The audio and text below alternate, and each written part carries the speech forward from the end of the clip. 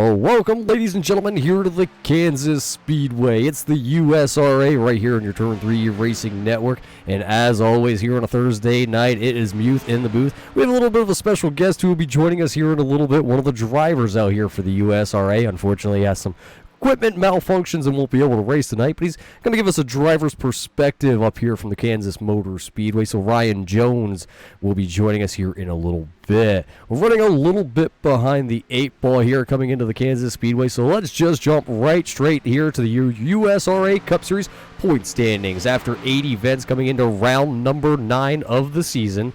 Here is how your point standings are shaking up. Jeff Pogo right now has your points lead at 520 points, and right behind him, it's the young California kid of Luke LaFaro. He only is sitting there 2 points out of your points lead, and then, well, in unfortunate circumstances, is going to take the guy who runs third in your point standings of Ryan Jones. He's going to fall through the standings here quite a bit because everybody behind him is stacked up pretty tight. 57 points back for Jones. Holly is sitting fourth in your point standings at 61 points. Sitting there in your fifth position going to be Jamie Leach. He sits 66 points out. Sixth position is Stephen Holmes. Ira Kohlhaas is sixth is Holmes. Seventh is Kohlhaas. Eighth is Mullins. Dill sits there in your ninth position. David Carmen is 10th. 11th is Chris Brown, one of our veterans out there, so we got to give him a nice little salute there. Thank you for everything you do.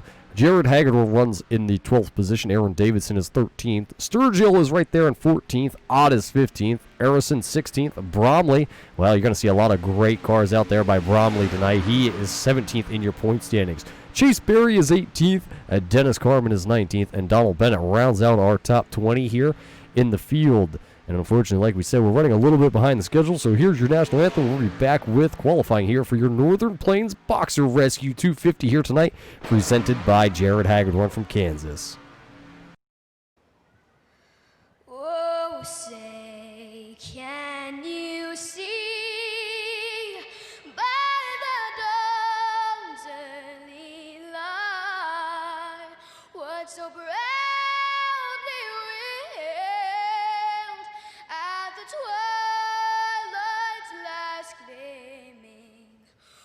broad stripes and bright stars through the perilous fight.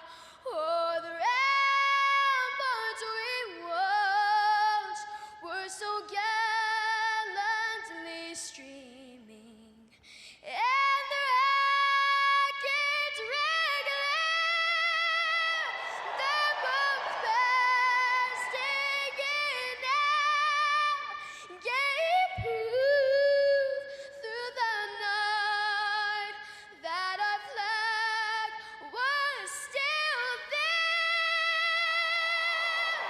Oh, say does that star-spangled banner yet wave o'er the land of the free and the home of the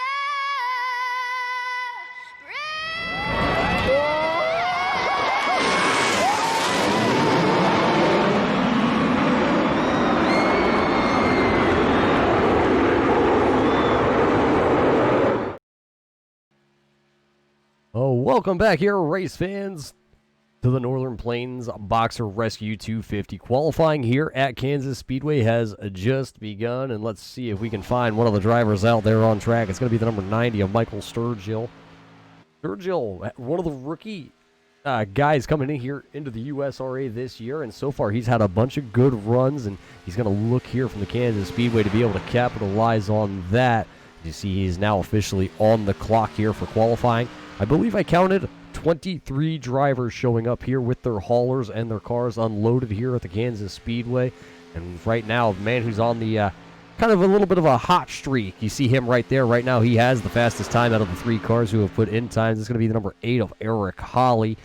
And Holly's just doing everything right so far. This year came in with a new attitude, a new little manufacturer change for him. And That 8 car has been on rails. Michael Sturgill does go to the top of the boards with that number 90, and then he's going to be passed up real quick by the man with another new paint scheme. It's Halloween out there for Justin Wilson. He took Scooby-Doo to the top of the charts, and, well, just like that, people are getting bumped left and right because Aaron Davidson, who has a custom paint job out there tonight by Bromley Designs, he has the 03 right now, P number 1. Well, I believe we have officially established communications here with Ryan Jones. Ryan, thanks for stepping up here into the booth for, well, I'm going to say unfortunate circumstances for yourself with having some sim rigs malfunction. Yeah, it was definitely a series of unfortunate events going on there, but still happy to be a part of all of this and join the broadcasting booth and still be able to watch the racing and see a great group of guys run this thing. Best thing I love about USRA is just such good, clean, hard racing, and it's just quite a lot of fun to be a part of, and it's definitely a lot of fun to watch. As we watch the 38 of Cody Levitt come around here in his 7.5 Brewing Company car, let's see where he's going to be able to put this Camaro on his second time lap. His first time lap was 16th. He'll jump up to the 10th starting position with a 3.492. Ira Kohlhaas, though, he took the Bromley Designs number 33 to the third position. So right now, a bunch of good qualifying times going up on the board. And how about this, man? We have not seen this gentleman out here on track in some times. It is the driver from Northern California. It's the 00 of Doug Ungari. Ungari out there, unfortunately, dealing with a lot of those wildfires or, well, the possibility of wildfires. And he has lost power. I believe it was like just about on and off for 3 straight weeks. This is his first race back here with the USRA and just over a month, so it's good to see the Northern California man of Ungari back here behind the wheel of the 00. Right now, his first lap was 19th quickest. Just saw Jeff Pogo jump up onto the charts there. He is shown right now in your 10th position. Dan Dill also just finished up his qualifying lap. He is 9th. Jason Harrison has a good starting spot right now for the time being. He is shown in 8th. Ungari comes through the timing and scoring line here on his second time lap. He'll go 13th fastest. Yeah, the thing with iRacing is a lot of us don't always have the time to do it, unfortunately. It takes a lot of hard work and dedication, and we all definitely still have lives to live out there, but this is, we definitely come in to do this just for enjoyment and to give our competitive edge, in ourselves, and just to really have ourselves a lot of fun. So. Well, that's right, and Ungari goes with the 14th quickest lap. Jim Ott just turned in his Pure Ink Camaro's time, 4th on the board with a 30.426. And I'm really, really looking at Aaron Davidson. I've loved driving with this guy, and he's had his series of unfortunate events as well as he's missed a couple weeks. But this guy, talk about a hard driver. I mean, he is always, every single lap, giving it everything he's got, using everything that he can to try and get up front. And it's just an amazing thing to see, and I really am looking forward to watch him race tonight. Yeah, looking at Aaron Davidson's past finishes here with the USRA back at Daytona, he ended up qualifying 15th, but he ran all the way to the front of that field. He finished 4th. Las Vegas, which is a very similar track here to Kansas, other than, well, here at Kansas, we might see if the guys get spread out enough, you might see the groove wind up, going up towards the wall.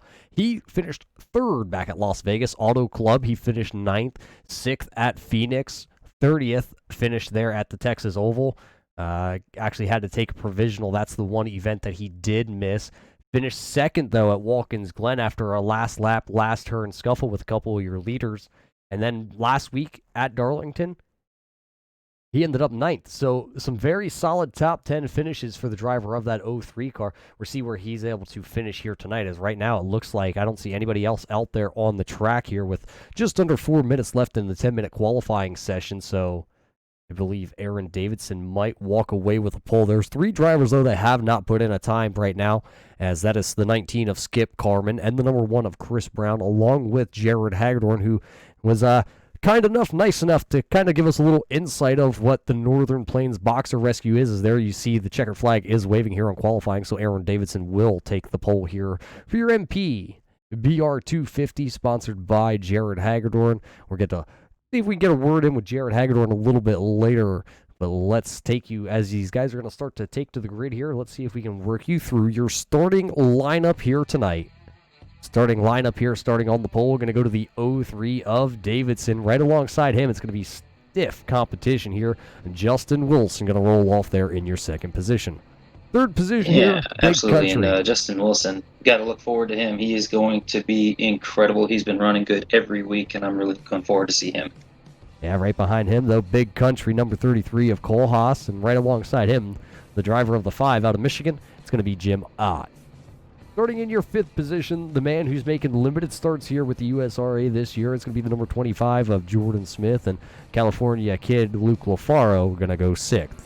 7th here tonight, and a man out of Ohio, it's going to be the number 2 of Jamie Leach. And how about John Mullins? We also got to tip our hat to the driver of that 64, and thanks for your service, sir.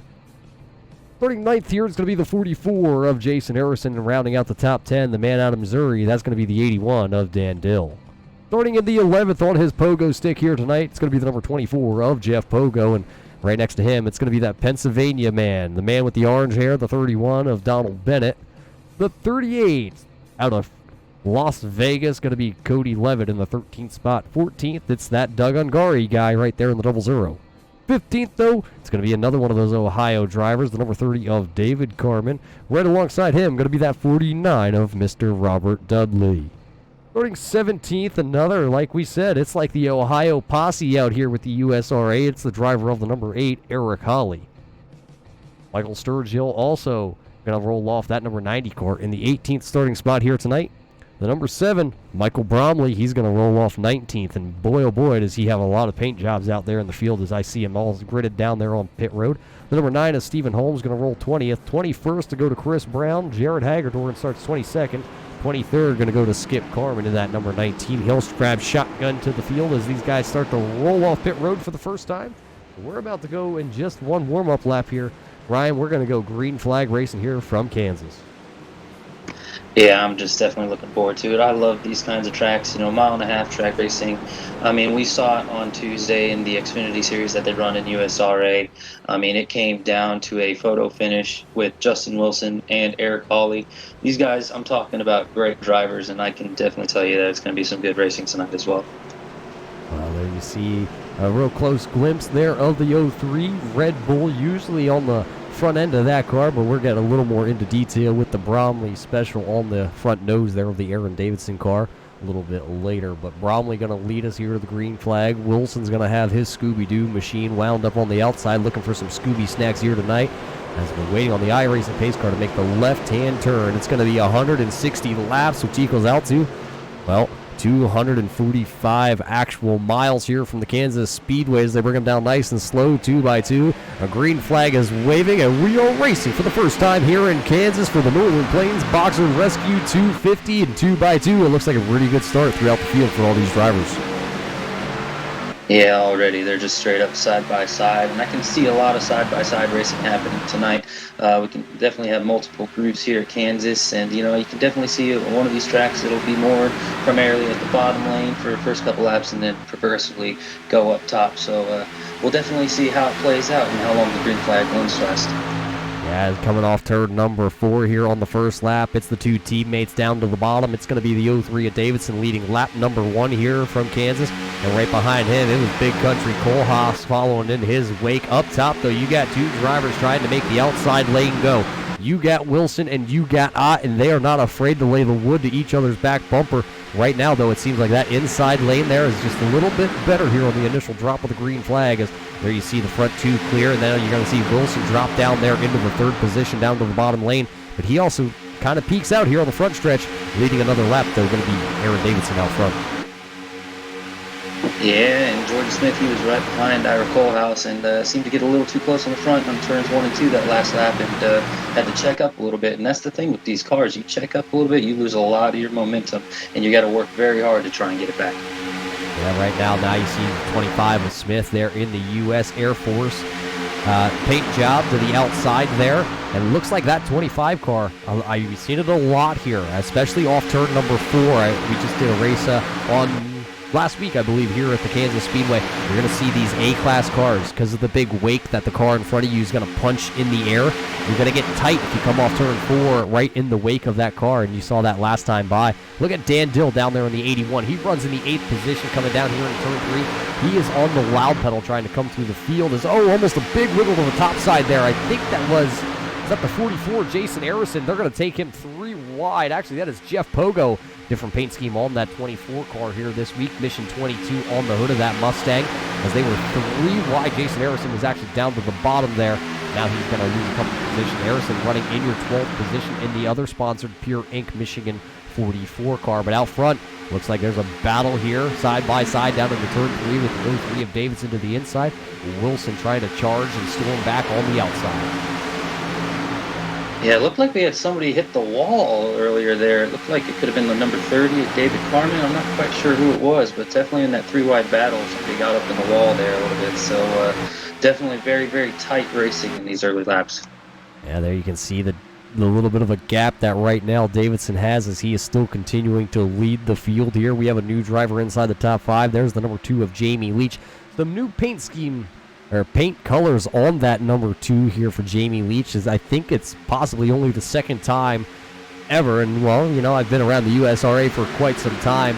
The number 2 of Jamie Leach supporting some U.S. Army colors here on that number 2 car here this weekend. Is looking at them as they are still 2x2 though, as far as you can see. Jordan Smith still continuing to try and run that way outside high line. It just doesn't seem to really be working, as now he's all over the back bumper of the DC Solar number 20. Smith going to diamond it right down to the bottom there in turn number 3. And Jim Mott's not making it easy for Leach to get up there. You know, that's the thing. I just love these cars. I love these cars and how they run. Because they're just so tough and it's just so even matched that it's really about the driver in the series and what you can do to try and get up front and lead this race. Yeah, right now every driver is within, well, we're going to say 4 seconds, but everybody in this main pack is really all bunched together, so 20 cars in the main group of cars. We have 2 drivers off the pace just a little bit, and that's going to be the 00 of Doug Ungari and the number 7 of Michael Bromley. Right now, both those drivers are a little off pace. Bromley is just hanging on to the tail of this field, as you see him right there behind the driver of the number 9 out of Carolina. That's Stephen Holmes. Michael Bromley back there. He's kind of pacing the field towards the back here, trying to see how everything's going to shake out. We didn't get a catch, or didn't get to see what happened to the 00 of Doug Ungari, but I believe there's a little front end damage on that car. As, yeah, we get a little bit closer look. There's also a little bit of rear end damage. We didn't see where Ungari got the damage from, but we can report that there is definitely some damage on that car. And there's no fast fixes here with the USRA. It's heads up, just like you would see every Saturday and Sunday with NASCAR.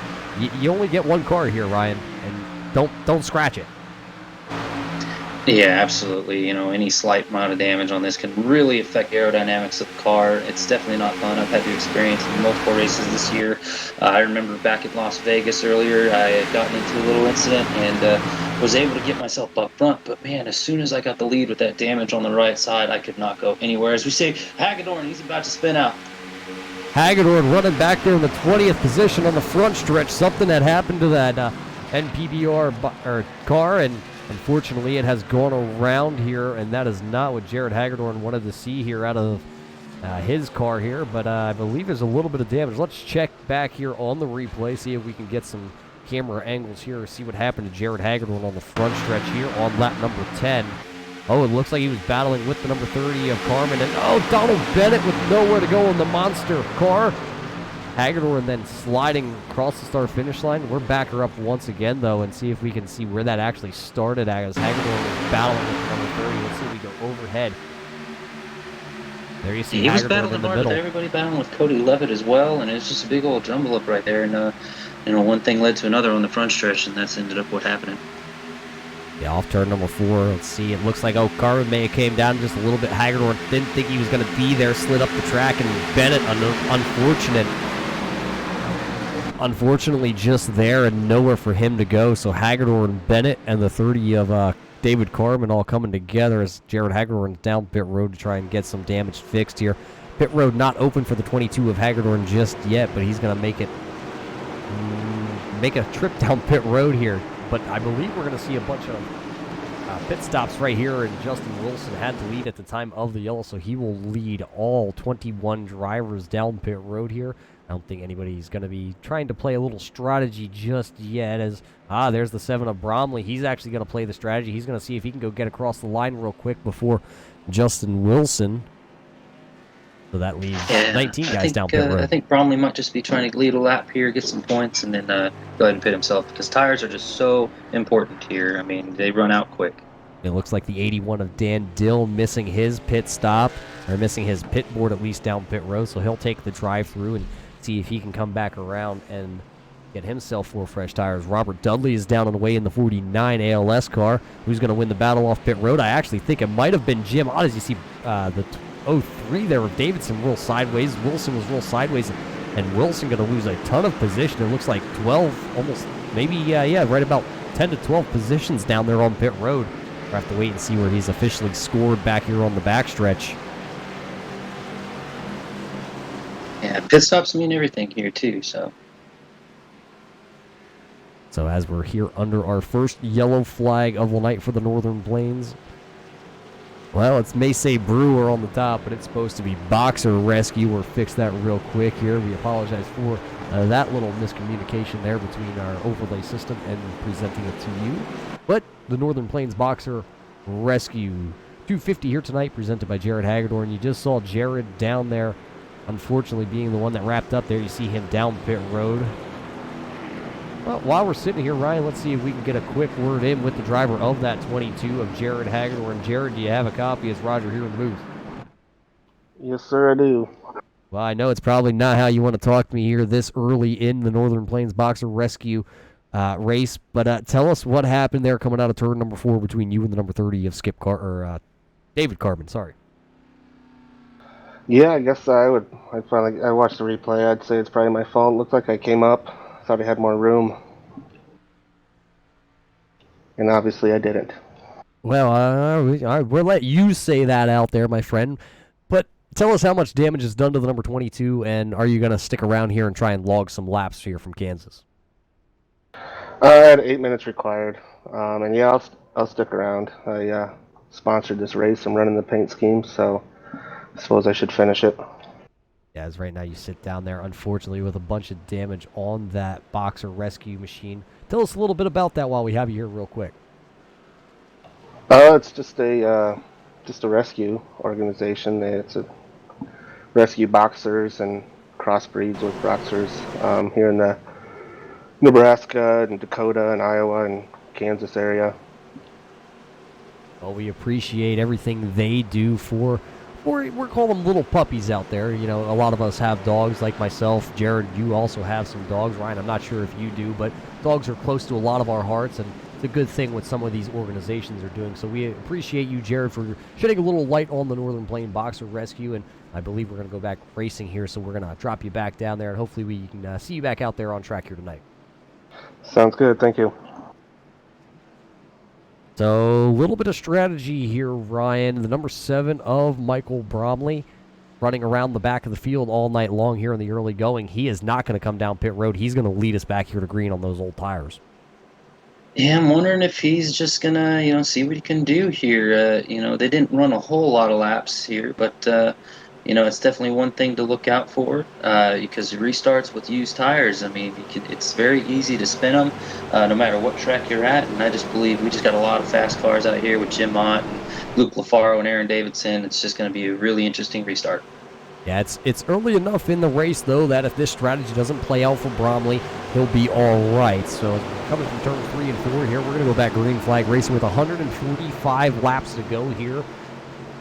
From the Kansas Speedway, it'll be Bromley, it'll be Ott, LaFaro, and Davidson starting it up. And look at Bromley, he's going to go a little bit early, try and get that lead on the old tires. He'll clear the 5, but I believe Bromley may have switched lanes there before the line. We're going to have to see how the race control handles that. Oh, a big wiggle out of the 03 of Davidson down there in turn 1. He was pushing the number 5 of Ott down towards turn 1. It looked like Ott wanted to take a different line than the 03, and just weren't on the same page in communication. Here comes that number 5 of Jim Ott down the inside, being pushed by Luke LaFaro.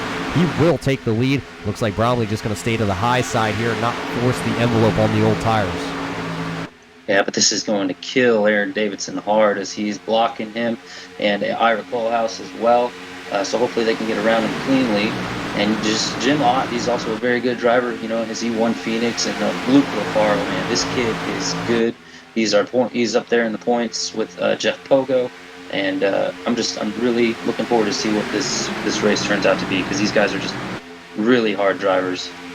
Everybody out there pushing right now as hard as they can. You don't have the crazy pack racing just yet, but let these guys get up the full song and dance underneath these really restricted 550 horsepower cars, and then you're going to see them back to 2x2 as far as you can see. Oh, contact between the 44 of Harrison. Who is that to the outside? I think that might have been the 33 of Kohlhaas. They went down into turn one, and they made contact. They kept both cars straight. I believe Kohlhaas, though, might have a little bit of damage on his right front fender after that, a little bit of a scuffle. Yeah, that was definitely Ira Kohlhaas, and that also affected Jeff Pogo. He got sent back a little bit. I'm not sure if he got any damage as well either, but it definitely is going to set him back a little bit as well. And coming across the start-finish line, I think the 30 and the 44 also making a little bit of contact down there on the front stretch.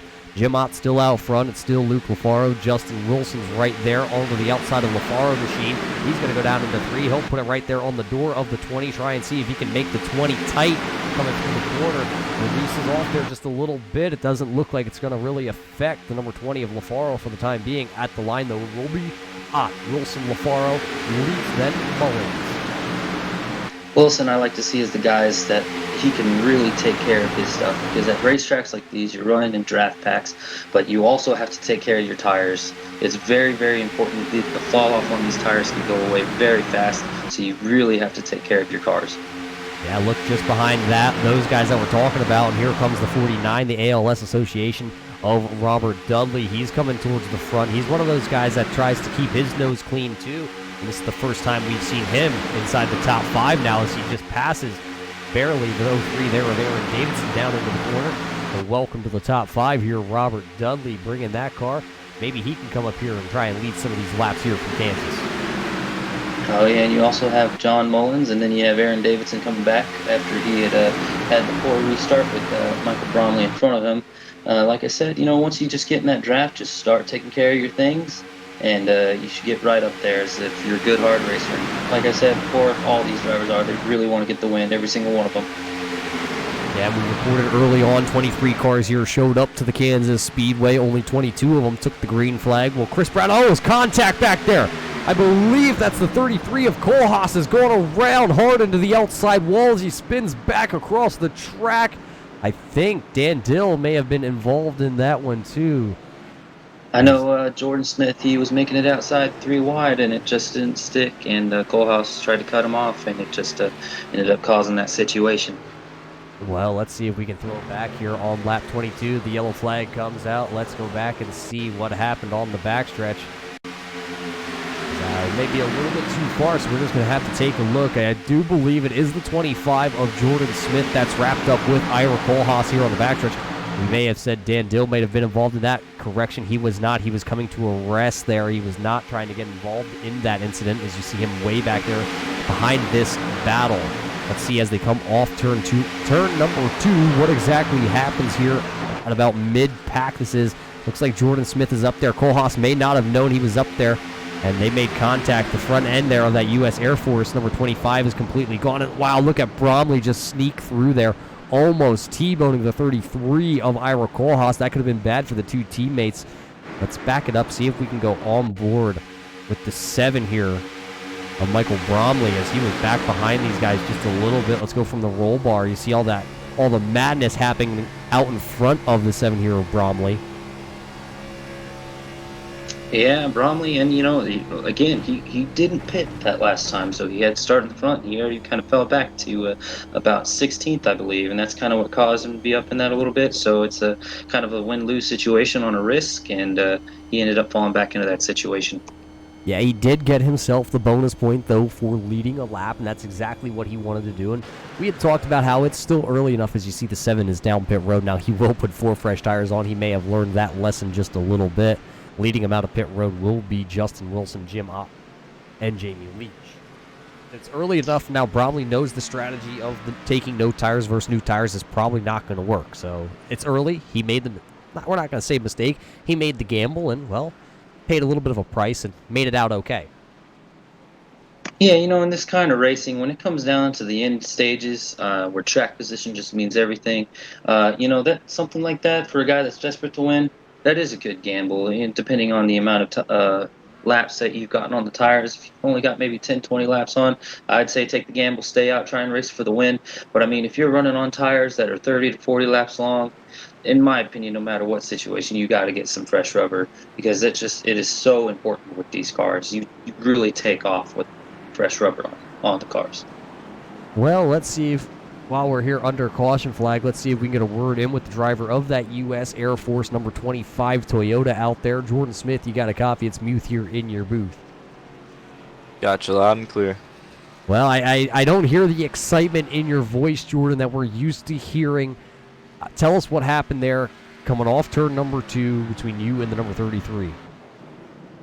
Yeah, I thought I had a run, and I was about up to my door on him, and I think he just either didn't see me or something happened, but we came together, and he got hooked going down the back stretch. So it was just a racing deal, I suppose, and just try to fix it up and see what happens. Yeah, it looks like the front end there of your car is a little tore up. How much damage is actually done? Because sometimes we do know here on our screen it is a little deceiving of the damage you have.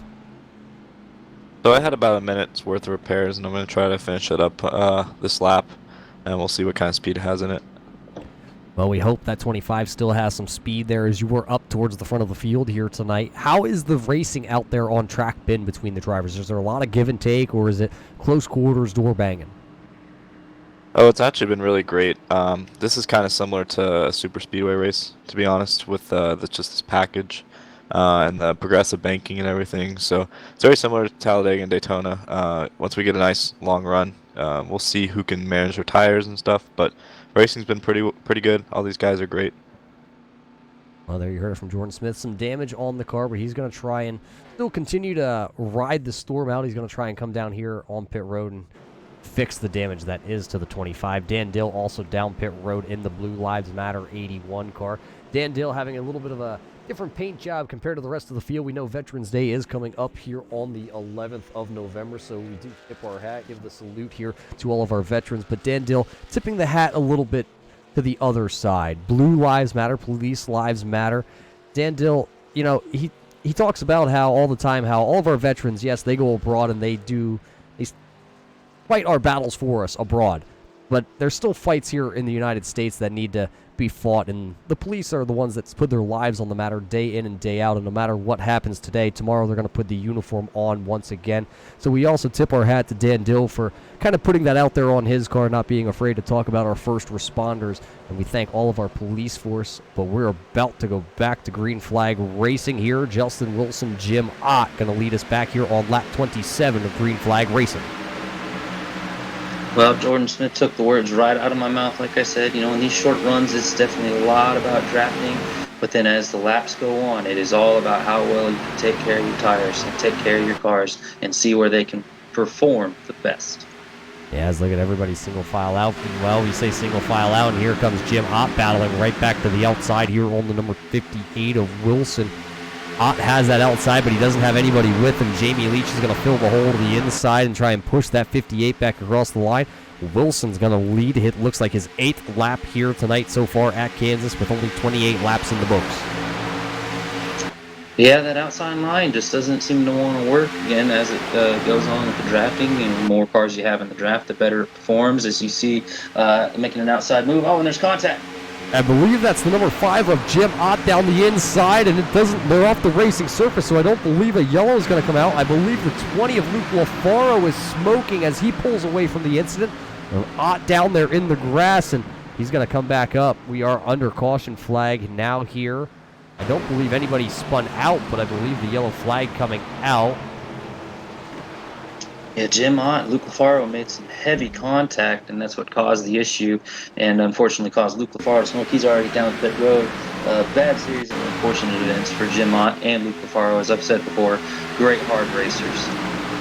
And here's the replay coming out of turn number 2. There you see Ott to the outside. He tries to come down, and he just comes right into the number 20 of Luke LaFaro. LaFaro definitely had the inside position there on the 5 of Ott, and Ott just comes straight down the track.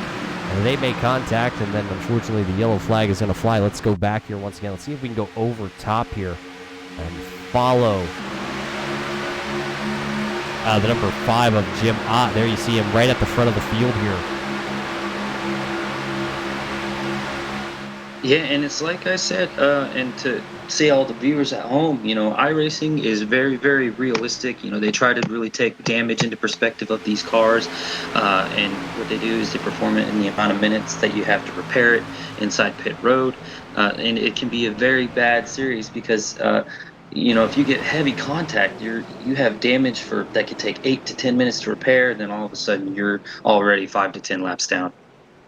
Yeah, talking about laps down, Chris Brown was the 23rd car here tonight.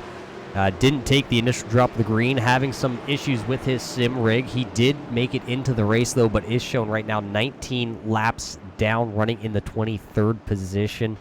So it's going to be a long uphill battle for the number 1 of Chris Brown. We know he has a lot of speed built up in that number 1 car. Just has to unleash it, and I just don't think it's going to be Chris Brown's night here, being that far back from the drop of the green.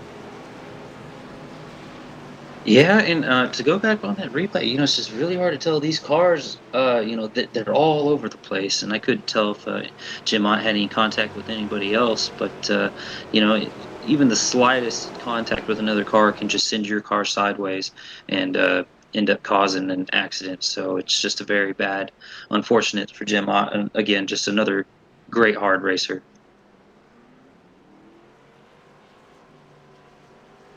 Across the line here under caution flag. We're going to step away for just a moment. We're going to catch our breath, wet the old whistle, and we'll be back here with the Northern Plains Boxer Rescue 250 tonight here, presented by Jared Hagedorn with the USRA.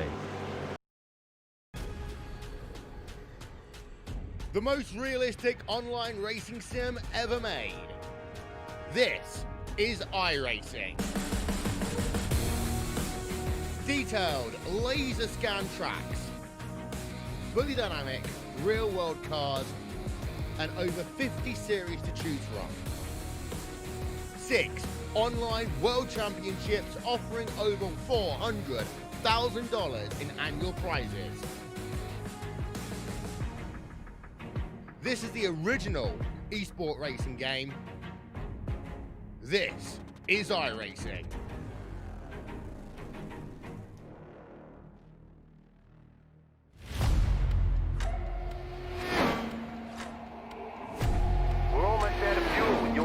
Coming for a splash.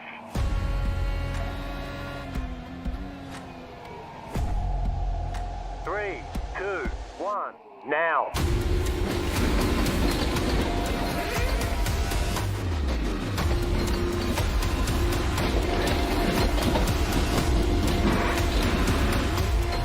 All clear. Punch it. Great job. You did really well.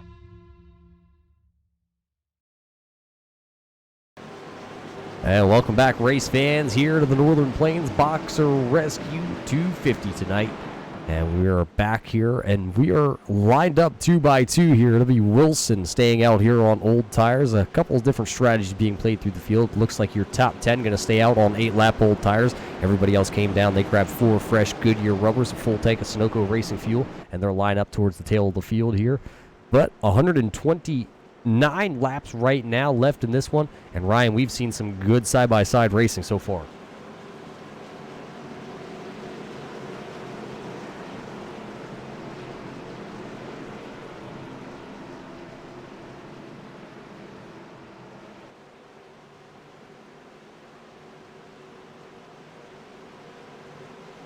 And right now at the front, like we said, it's still Wilson, it's still Leach. Let's see how it's going to pan out, though, as we're about to go back green flag racing. Still got 20 drivers on the lead lap. Right now, Luke LaFaro is still sitting in his car down pit road, but he has shown 3 laps. He's going to go 4 laps down right here, and the green flag is back out, and Wilson got one heck of a jump over Jamie Leach, and Mullins back there battling now for the second position. definitely trying to get second from Leach. Leach ain't going to give it up easily for sure, though. But as soon as these cars speed up, that draft really starts to kick in, and it's going to leave Leach all by himself. Yeah, look at Wilson. He has such a big lead, and down to the inside, it's going to be the 64 there of Mullins and the 03 of Davidson. They have drafting. Now they have Michael Sturgill sitting there in the 5th position.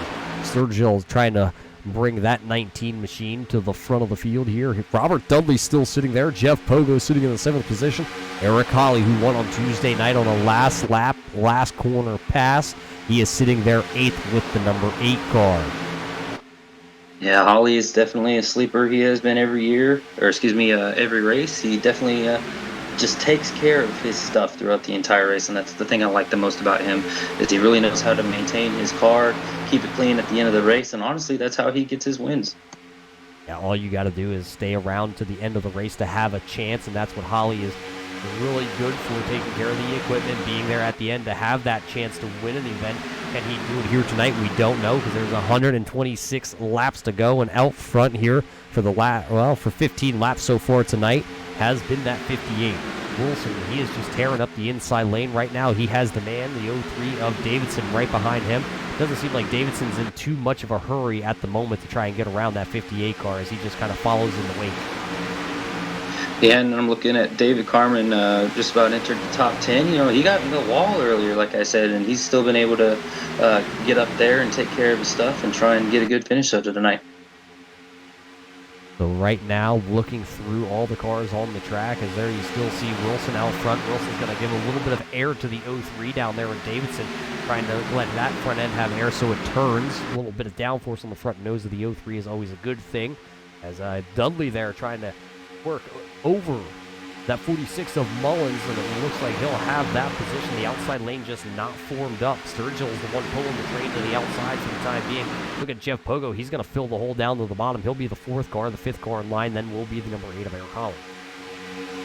I just love these cars the longer they go, because it really shows who is the best driver and who can perform better than the others, and that really shows the experience of these cars and how they run. Right now, the man with the most experience out there is your leader of Wilson. Now look at the 3rd place car, the 49 of Robert Dudley. We talk about long run speed. Dudley's probably one of those guys that has a lot of long run speed built up in that Toyota. You see him enter a little bit awkwardly down there into turn 3, so he slid up the track just a little bit, and Sturgill reacted to it, so Sturgill is going to lose a lot of the momentum to the outside. He's still got Mullins pushing on the back bumper of that Ford as they come across the start-finish line. 38 laps in the books now here, 122 to go for your Northern Plains Boxer Rescue 250. And you talked about long runs, Ryan. A lot of these drivers made the comments. I believe it was the 25 with Jordan Smith who had just loaded up his car. He'll drop out of the event here. But they chalk it up to being like the mini Daytona and Talladega, how you are just wide open here. It's only a mile and a half compared to those 2.5-mile tracks. Absolutely. For a good long time being, you are wide open all the way around, even in this draft. But as the race continues on and stays green, your tires get eaten up.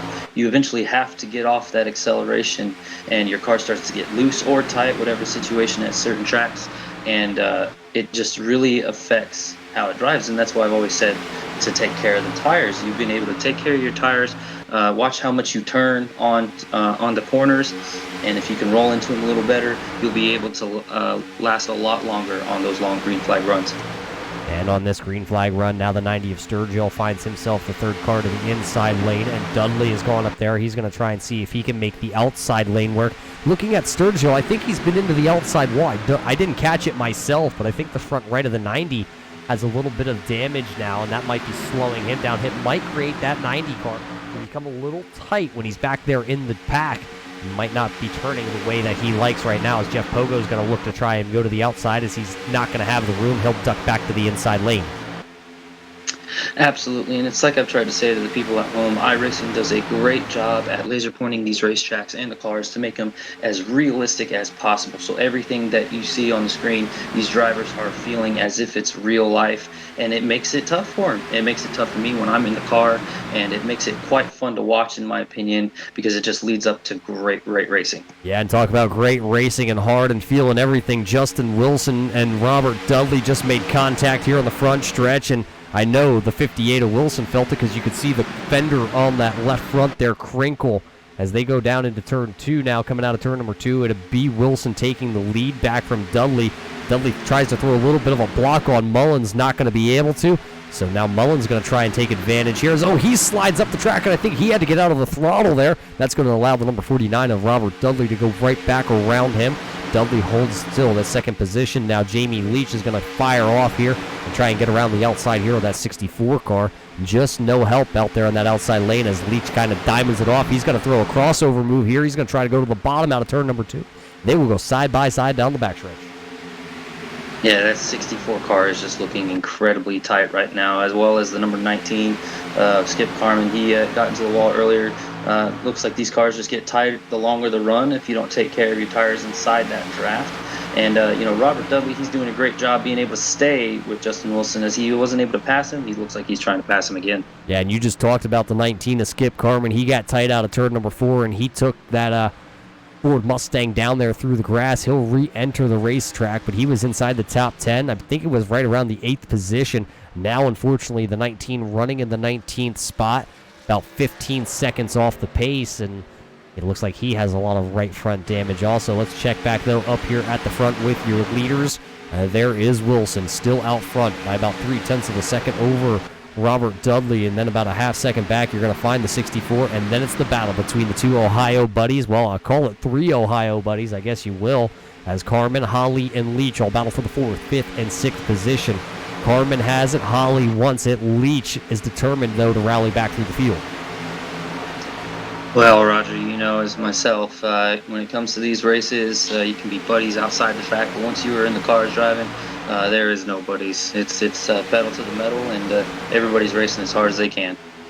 Yeah, right now, though, you got the 30 of Carmen up against the outside wall there, and looks like Mullins' car not handling really tight here, not able to put the power down off the corner, and he just lost 2 positions coming out of turn number 2. That Carmen machine to the outside, the number 30, and the 8 of Holly look like they really found something up at the top side of the track here. Yeah, the top starts to really kick in, and that is how Holly was able to beat Justin Wilson on Tuesday. Taking care of your stuff, the higher you go, the easier you can take care of your cars. Looked like the 30 got into the wall again. Yeah, Carmen into the outside wall just a little bit, scraping the right side of that machine. Holly going to look to the inside here to try and make that work. We haven't seen on the long run the inside work. Is Holly going to be able to make it work here out of turn number 4? Carmen still to the outside. They will still continue to be side by side. But as all this is happening, Justin Wilson is just taking off. This is what he does best. Man, how many wins has this guy got this year? He's got too many, in my opinion. Justin Wilson, if you really think about it, only actually has 2 wins here on the Cup side of things. I believe, though, once you go over to the Xfinity side, I believe it's 3 wins that the driver of that 58 has. He's just one of those drivers that comes week in and week out. He practices a lot through the week, which then leads to a lot of consistency as he still leads here, and he'll lead his 29th lap of the evening. And now, look back here in the pack just a little bit. Jeff Pogo was in a little bit of a hornet's nest. Remember, we talked about Sturgill up towards the front here just a moment ago. He is falling back through the field. He was up there contending for the lead. Now finds himself behind the 38 of Cody Levitt, and he is outside the top 10, running in the 11th spot as Jim Ott is trying to rebound in the Pure Ink car. He's back here. He's got left side damage. Remember, he made contact with Luke LaFaro back there about 20 laps ago, I believe it was. 27 maybe? 20 laps ago it was. And that's going to affect the handling. He is reporting a tight condition on that 5 car. It's not what you really want to see when you have to ride up against the wall. Yeah, everybody is struggling to find grip, as I've said before. Even John Mullins, who was fighting up in 3rd not too long ago, he's falling all the way back into the late top 10 and struggling with his car. Even Cody Levitt back there and Jeff Pogo. So the longer the run is, the tighter these cars get. So we'll see what happens. Aaron Davidson looking to make a pass here on the number 9 of Steve Holmes. And Davidson into the wall there down in turn number 1 and 2. That's going to let Holmes come back down to the inside here in his Ford number 9 Mustang. And they will race it down towards turn 3. Right now, though, it is still Davidson out front of that number 9 car by just about a half a car length as Holmes goes to the inside lane, and Davidson's going to run the outside. I think the 30 there of Carmen was into the outside wall once again there in turn number 4, as Leach is going to go to the inside. Leach will make the pass. You can tell by the speed there. Carmen was about 3 miles an hour slower down the straightaway than the number 2 of Jamie Leach, and now he'll fall back into the clutches of the 03 of Davidson. Yeah, David Carmen is really struggling to find grip, and he just keeps running into that wall just a slight. You don't have to hit that wall a whole lot to lose so much momentum, and it takes a long time. Oh, is he sideways? The 30 of Carmen is sideways. The 03 there of Davidson gets involved. The 64 also is going around and continuing to spin on the front stretch. A lot of cars wrapped up in this one who were running inside the top 10 at the time. It started with the 30 of Carmen. We've talked about him getting tight. Let's check this replay and see exactly what happened coming out of turn number 3. Carmen had a little bit of a tight car, it looked like, rolling the top side, and all of a sudden that car snapped loose on the top side, and nowhere for the 03 of Davidson to go. Nowhere for Jim Ott was involved in that one too. But the hard contact, the one who's probably got the worst out of that deal, is going to be the 64 of John Mullins. And I don't think that Sonic car is going to be finishing the event here tonight, because there's no front bumper left on that car, and the rear deck lid also tore completely off. Yeah, talk about another unfortunate with a great racer. Believe it or not, we've been talking about these cars being tight, but it actually looked like the 30 got loose, and he just couldn't hold on to it. And next thing you know, he spins around. Well, that's unfortunate. Carmen is down pit road with that number 30 Camaro. He's going to see how much damage is done to that. The crew's going to relay back to him what their next plan of action is going to be here tonight. But we were on a 25-lap green flag run there where Justin Wilson, Eric Hawley, and Robert Dudley were your top 3. Leach and then Holmes rounded out that top 5. Holmes was really the big mover there on that stint. He had the freshest tires out of everybody in the top 5, and he was really making that number 9 work, whether it was to the top side of the track or the bottom side. Now he's going to have to come down with that Veterans Day car. He's going to have to put 4 fresh tires on, and he's going to be heads-up racing here with your leaders. Doesn't look like anybody is staying out here to lead a lap this time. Everybody's going to come down, put 4 fresh tires on. 2 drivers out of this event, Jordan Smith and Chris Brown. Luke LaFaro is sitting 14 laps down right now, as Mullins is actually going to stay out here. I don't believe Mullins had led a lap, and now that he knows his car is all tore up, he's going to stay out there and lead a lap, because he came into the night tied, or actually he sat 8th in points, only 8 points back behind Ira Kohlhaas. And with Kohlhaas having a little bit of damage on his number 33, with John Mullins getting this 1 point, that might be all the difference it needs if something would happen to Kohlhaas here yet tonight. But it also looks like the number 9 of Stephen Holmes drove down pit road, along with the number 81 of Dan Dill. So expect all 3 of those drivers, Mullins, Holmes, and Dill, to be down pit road here in just a moment. Yeah, I would, shun the person who's leading the race to come into the pits and stay out on another green flag run after that long run, because it's just the tires are eating up. As you can tell, some cars are loose, some are tight. Just the way they go into the turns, it just affects the car so much in a long run. So you really, really have to take care of your car. So Mullins going to continue to stay out here as long as he can, I believe, with that 46. Expect Holmes and Dill to be down pit road next time by. So once this all cycles back through, it'll be Wilson, Holly, Leach, Dudley, Pogo, and Levitt. Davidson, well, let's check on that Davidson car, how much damage is actually done to him. I don't know that. You don't know that for sure, but maybe we can get a word in with the driver of the 03 here of Aaron Davidson. Aaron, you got a copy. It's Muth here up in the booth. Yep, I got you. Well, you got me, my friend. Tell us how much damage is done to that 03, as you had nowhere to go for that one. Yeah, I'm pretty sure it's just the right front. Hopefully, other than a little bit more drag, hopefully it doesn't slow me down too much. That was just one of those deals. I knew it was going to happen. Somebody was going to get snappy loose. Unfortunately, it happened right in front of me. Yeah, it's unfortunate for you. It does look like a little bit of damage just there on the right front of this 03 machine, but the hood is a little tore up too. But tell us about it, that logo there on the hood of that 03 machine. Yeah, the logo is dedicated towards Ira Kohlhaas's brother. He passed away in the line of duty. I can't remember the year, but we decided that we were going to do a tribute paint scheme to him for Kansas since we're coming up on Veterans Day. It's a really cool deal to be a part of. Well, that is an awesome deal. That not only yourself, you're not the only driver out there with that logo. I believe the 00 of Doug Ungari, the 33 of Big Country himself, the 7 of Bromley, and yourself all have that logo. So hats off to you guys for showing a little support for another one of your drivers out there. But I believe you got the 1 to go marker. We'll get you back here to your team. We don't want to interrupt you while driving, even though we know you would love to sit up here and talk the whole time. Yeah, that is true, but hopefully we'll get to talk to you at the end. Well, there you heard from the driver of the 03. He doesn't think it's too much damage there, Ryan. He's going to carry on and act like it's not even there. Absolutely not. I love Aaron Davidson, and he's just a hard racer no matter what kind of car he has. He's going to give it all he's got. While he's shouting out Ira Kohlhaas's brother, I do want to give a shout-out to my sister, Rachel Jones. You know, she's in the Navy as well, and I was going to run a paint scheme for her tonight. Unfortunately, due to a series of bad events with my technology, I wasn't able to. But, you know, I love you, Rachel, if you're watching, and you know, I'm very grateful for all the military and police that support America, and we just live in a great country there, Roger, and just want to say thanks again to everybody. Well, there you hear it from Ryan Jones giving a shout out there to his sister also, but we're going to give the shout out back here to Justin Wilson because he's on the loud pedal and he jumps and gaps Eric Holly by about 2 cars by the time they get to the start-finish line. Holly's now going to have to defend here for the second position. Leach actually lets him have it. He backed off a little bit going into turn number 1, so it'll be Wilson, Holly, Leach, Dudley, then Pogo, your top 5, and now Aaron Davidson and Cody Levitt are going to battle it out here for that 6th and 7th position. Right now, there's Sturgill on the back bumper of the Davidson car as they go down into 3. And Holly with a big wiggle out the front. Man, Roger, who are we kidding? Who was fighting on Tuesday? Eric Holly and Justin Wilson.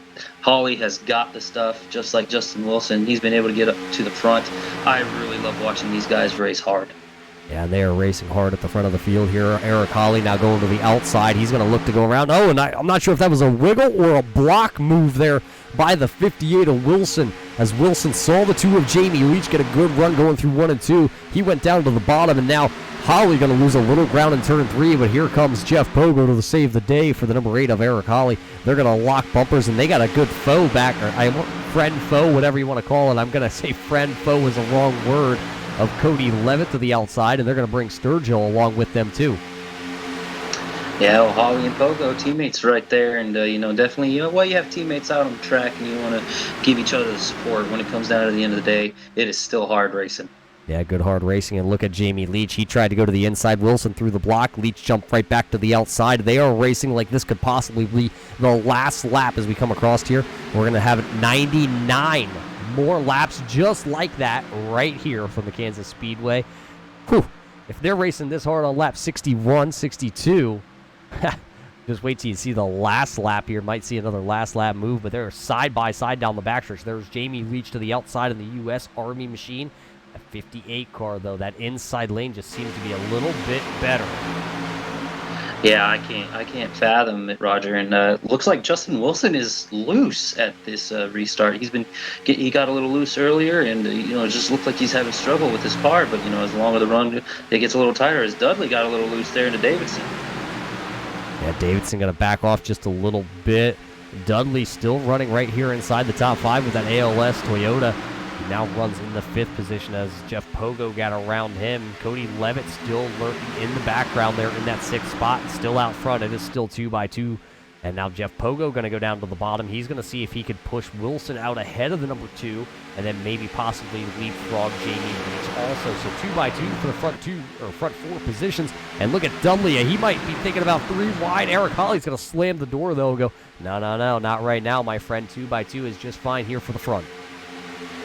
This is all about the front drivers right now. Justin Wilson is holding that low line, preventing anybody from getting underneath him. And that is what's been keeping him in the lead this entire race. That low line on restarts is how you pass. Restarts is the best opportunity you have to pass people on this racetrack. And he's doing an outstanding job as Eric Hawley's trying to make 3 wide, but he's getting a little loose up there. And maybe it's just not rubbered up enough on the top side of the Kansas Speedway just yet. Looking through the timing and scoring, the 64 of John Mullins has called it a night here. So he has shown 7 laps down, and he will continue to fall. I think the farthest he could fall right now is going to be the 21st position. John calling his shot here over Twitter, or actually that was Facebook, I believe, called his shot over there on Facebook, and not going to be able to follow through with it, as he's going to be out of this event here. But the battle is still raging inside this top 5. You can just pick a car number, and they are side by side with somebody. Yeah, and it looks like Leach, he gets so close to passing Wilson, but then Wilson just gets right up underneath him on the entries to 1 and 3, and he just can't do it. And they're getting close, almost side by side, banging each other. Yeah, Wilson already has left front damage. Oh, look at Jamie Leach go down there and try and hold the 58 down there to that inside lane, try and make him make the mistake off the bottom line there. As look how close they are. They are door banging. They make contact coming out of turn number 2. There you saw for the second defender go up on the number 2, and now it looks like Wilson's going to move the 2. 2 is sideways. He is up against the outside wall. Jamie Leach into the outside wall off the front bumper of the 58 of Wilson, and now they're going to go 3 wide for the lead at the line. What a save by Leach. That was outstanding. You know, he tried to take the lead by himself and just couldn't handle it, and that's how Wilson got the bumper on him. And, man, that was just good hard racing. As the yellow flag flies, though, out of turn number 4, it looks like the 19 of Skip Carman has gone around here. Let's throw it back. We didn't catch that live at all. I think he got loose on the outside groove. We have to follow around the driver of that ASPCA Ford Mustang as he was running at the time of incident right at the top, tail end of the top 10 there, running in the 11th position. Right behind Doug Ungari on the outside of Kohlhaas. It looks like he just drives that Mustang down there in the dirty air.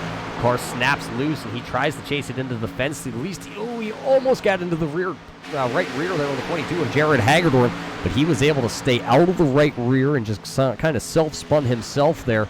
I think that car's still going to be pretty good, just a little right front damage on that Mustang. Yeah, Skip Harmon, he's a good, humble person and a very hard racer. He's been a sponsor of one of our races earlier this year, and just kind of unfortunate there. But I really do think that he can get back up there, fix it up a little bit, and try to keep on going in this race. Now with 13 laps on that stint there of tires, and maybe the refreshments we're about to find out. It looks like Justin Wilson will lead the field down the pit road here. Wilson, Dudley, Leach, Levitt, your top 5 coming down towards pit road. And, this has to be a big break for Jamie Leach. Like I said earlier, what a save by him from that incident. But, this caution coming out at the right time gives him the chance to go into pit road, get some fresh tires, fix up any damage he's got, and he's right back in the mix. Yeah, you got to question yourself how much damage is done to the 2 after that scuffle with the 58 of Wilson. And is there any bad blood now at that point, as, Leach passed that 58 for the lead, and then going down into the next corner, the 58, it looks like, drove in there and hit the rear end and causing the 2 to get loose, as it looks like Dudley's going to win this battle off pit road. But you just never know, how hot it is under the driver's helmet after something like that goes on. Yeah, Wilson looks like he stayed in for an extra long pit stop as well. It looks like he wanted to fix up some damage. And, as a driver myself, Roger, I have a lot of respect for Justin Wilson and how he races. He usually does race clean, and I've had the pleasure to talk to him personally, as he's out here near Pensacola, Florida, as myself. But when you're on the track and you're racing hard and you get into scuffle with somebody, it doesn't matter who it is. You get a little upset, whether it being your fault or their fault, and there's a lot of tension rises, and it stays with you until you get out of that race car. Well, right now, though, Jamie Leach going to restart. It looks like scheduled to start the number 2 back in 4th position. Wilson's going to be all the way back there in 14th, so we're going to have to see if Wilson's able to come back through the field, as Dan Dill stayed out last time by to get a lap led. I believe that is actually the first time Dill has led a lap here tonight. So he'll put the Blue Lives Matter 81 Ford Mustang. P1. I don't know if he's actually going to stay out here. Remember, we've seen Dill try and deploy this little bit of strategy a handful of times, and we talked about it earlier, Ryan. Every point's going to matter. So Dan Dill came in the 9th position in points, 1 point behind Mullins, and now with Mullins out of this event, that 1 point would put him even, and then it's a heads-up race to see who finishes better throughout the night, and Mullins out of the race, so obviously he's going to lose a ton of points. Yeah, my man Dan Dill, he loves to run strategy. I wouldn't be surprised if he tries to stay out on this situation. He likes to gamble. He really, really does. And, again, just another great hard racer. But as I've said before, as all of these drivers are really, really hard racers, they're clean racers. And that's the thing I love about USRA is we want good hard racing, but we also want to keep it clean ourselves. Well, I don't think anybody could have said it any better than what you just did. But now it's going to be the time to see if the 81 of Dan Dill ducks towards pit road. He's going to throw that Ford Mustang down there onto pit road, see if he can get it fixed. Maybe throw a couple more ponies underneath that hood of that Mustang to see if he can kind of gallop towards the front of the field here tonight. So, that will turn things over to the driver of the 49 of Robert Dudley. He'll start P1 here, and then it'll be Leach, then Levitt, then Holly. Davidson will be in your 5th position. Pogo is 6th. Sturgill is 7th. Bromley there in your 8th position. Bennett is 9th. And Ungari is sitting in the 10th spot. That's how your top 10 will line up here when we go back green flag racing. That'll be Wilson in 11th. Arison running there in your 12th spot. 13th is Big Country Cole Haas in the 13th spot. 14th will be Skip Carman. Jim Ott has not been able to gain or come back through the field in that Pure Inc. number 5 car. He's a lot of damage on the left side of that car, and it is really affecting the handling of it. He is sitting in the 5th spot. Dan Dill will restart in 16th with 4 fresh tires, and Stephen Holm will be the last car on your lead lap, restarting in the 17th position. Jared Hagedorn still out there, 8 laps behind the field. Luke LaFaro is back out on track, 16 laps down, and David Carman is right now on track, 17 laps down in the 21st position. So those are your cars still left here from the Kansas Speedway, as the pace car is going to look to go to the left-hand side here. It'll go down pit road to see if it can get itself fixed and whatnot. But green flag back in the air here. Robert Dudley jumps to the loud pedal, and he's gonna gap the number 2 of Jamie Leach by about a car length by the time they hit the start-finish line. Yeah, and I'm interested to see how Justin Wilson's going to play this out. He's been leading this whole time, and now he has to make a lot of passes to get back up there, as Leach is already trying to look to get that lead. Maybe it'll be a little easier on him without Wilson being there. Yeah, but Dudley's not going to take an easy on the driver of the number 2. He's not just going to pull over and say, hey, go for it, my friend. But you got a handful of regulars to the outside that race with each other a ton. You got the driver of the number 2 of Jamie Leach and the 38 of Levitt. Levitt going to jump to the outside. They are going to be 3 wide. Levitt's going to think about it. He is going to duck right behind the number 2 of Jamie Leach as they go back down towards turn number 1. Yeah, and then it kind of slowed up Paulie a little bit as Jeff Pogo was able to get around all of them. They're 3 wide back there with Davidson, and it's just good hard racing on these restarts. Look at the driver, though, of the number 7. He's coming back through the field, and Doug Ungari also with a little bit of damage on that 00. He's trying to hang on to the top 10 spot right now because he is 3 wide because Donald Bennett down to the inside. Then it's Wilson in the middle, and the 00 of Ungari's to the outside as they head down into turn number 1. Yeah, Wilson is going to try and not take any time to try and get back up to the front. He wants to be there. That's where he normally is. When you have a car that's leading and you're in back, it's very uncomfortable. As Pogo's trying to bump draft Dudley there for a little bit, try and see if he can get around him. Yeah, they were 3 wide at the front here. Levitt to the outside. Leach was in the middle, and Pogo was down low with the Mission 22 car. And at the line, it will still be Robert Dudley. That will be Dudley's 5th lap led here tonight from the Kansas Speedway. And what does Robert Dudley have? Jamie Leach with a big bobble up top. I think he was almost into the outside wall, so they will come out of turn number 2. They will be 3 wide. Pogo and Levitt pass him. Now it's going to be Sturgill, Holly, and Leach to the outside. Look right behind that 8 car. That is the 58. Wilson has drove through the field already and now has inserted himself inside the top 10. Running right outside your top 5 in the 7th position. Yeah, that last lap, Pogo and Leach, they kind of made a little bit of contact. That made Leach go up high, and then he got loose again, and that is what set him back. And now he's 3 wide with Aaron Davidson and Justin Wilson. Be wide with some of your fastest drivers stuck right now in mid-pack with a lot of damage on the car. Look at the 03. He's going to lose a little bit of ground. 11 is sideways. He's into Holly. He's into the 58 car. The 58 is sideways. He's going to take the 44 with him. They are down pit road. Big series of events right there. Eric Hawley and Justin Wilson involved with that mishap by Cody Levitt, the two best drivers at this track last Tuesday, and they look to be the best ones today as well. As nobody was on the racing surface, but the yellow flag gonna fly once again here from the Kansas Speedway as Wilson gets it gathered up and back onto the track. We'll have to watch the replay here to see where the yellow flag flew. Let's throw her back here. Yeah, just Cody Levitt just got loose himself by the looks of it, and unfortunately got into Justin Wilson, and Wilson unfortunately just couldn't save it all and got into the 44 as well. There you see the tail end of that as the 44 and the 58 are both down there on the grass. Let's throw it back there. We're already catching the end of it again. Let's go from over top here and watch what happens.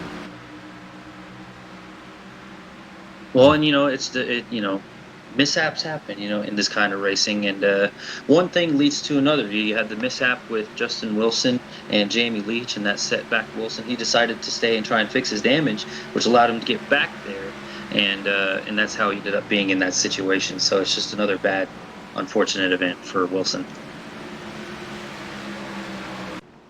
So as it looks like all your leaders, though, are going to come back down pit road. I think the 31 of Donald Bennett is staying out there. He's going to try and see if he can nab himself a lap led, so to be Pogo, Sturgill, Dudley, Leach, Holly, all down pit road.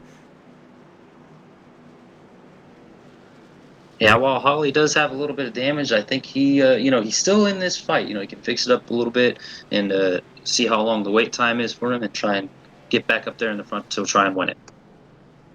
I don't think there's too much damage to that 8 car, like you said, as he actually doesn't even wait around. He's not going to fix any of that damage if there is truly anything on that car, because it looks pretty straight and clear here from our camera angle. Yeah, I'm not seeing much damage on that 8 car.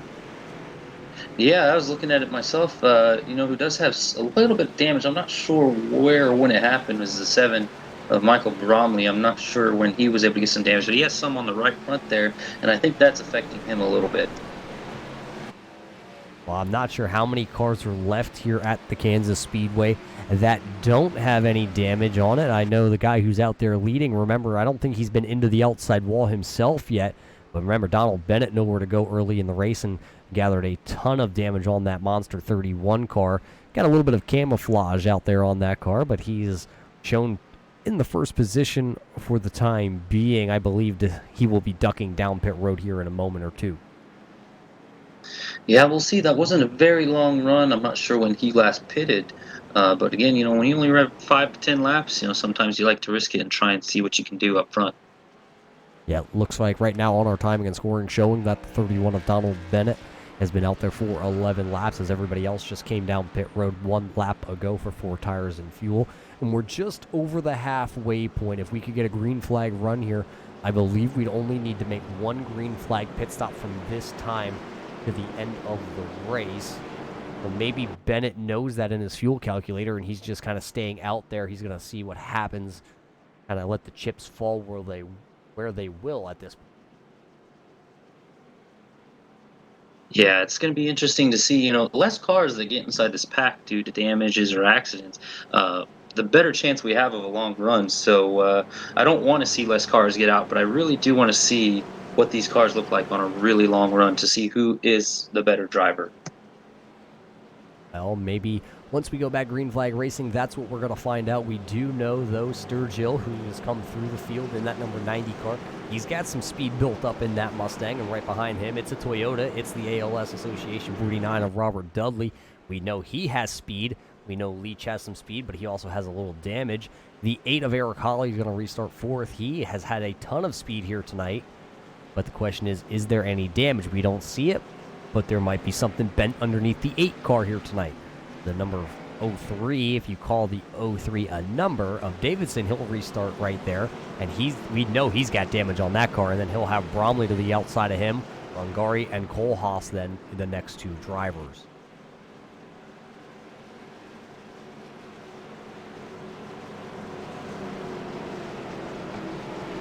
So we'll restart here with 78 to go. I'm really looking forward. It's going to be another great restart for sure.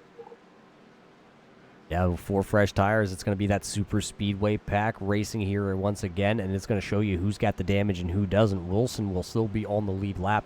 He will be back there in the 15th position.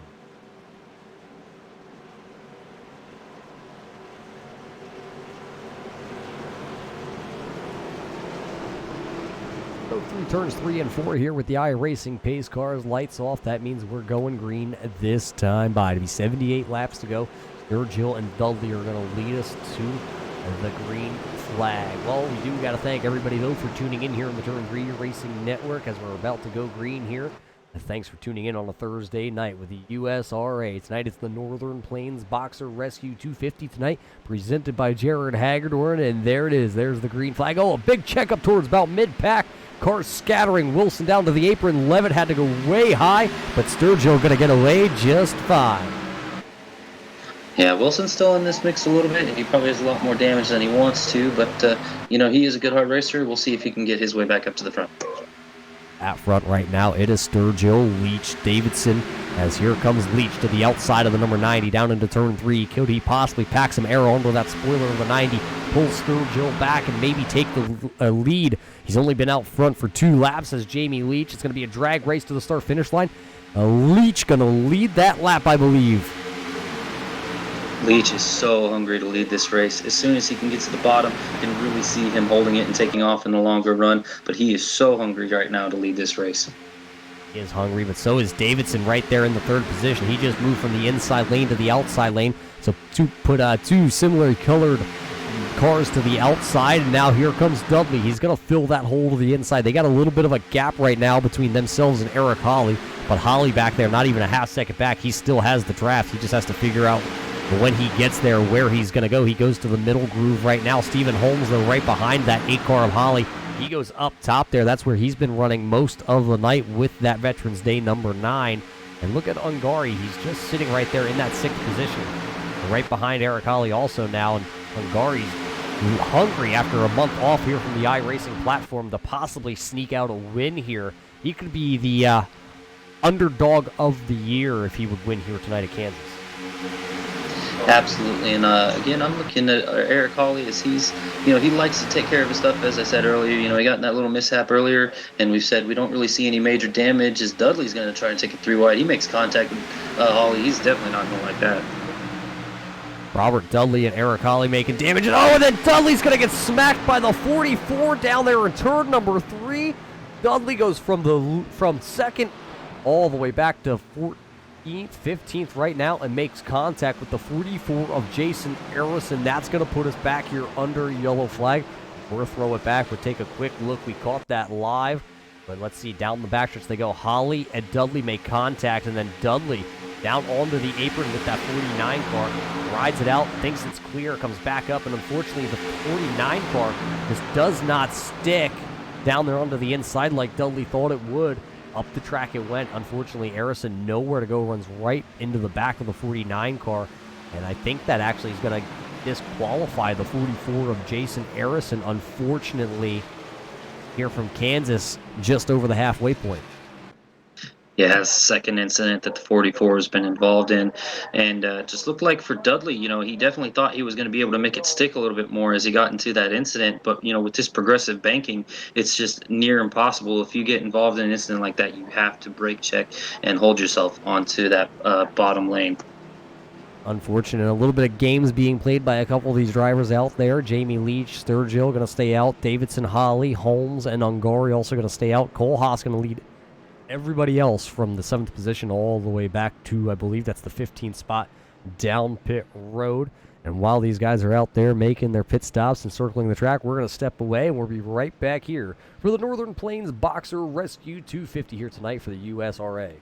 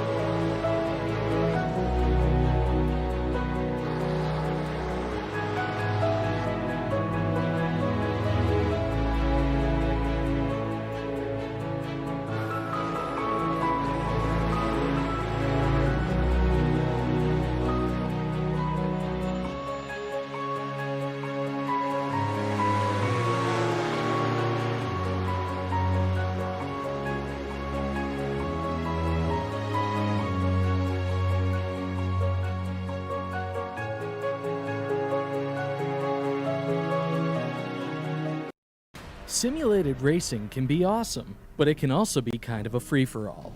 Interestingly, auto racing faced the same problem in its earlier days.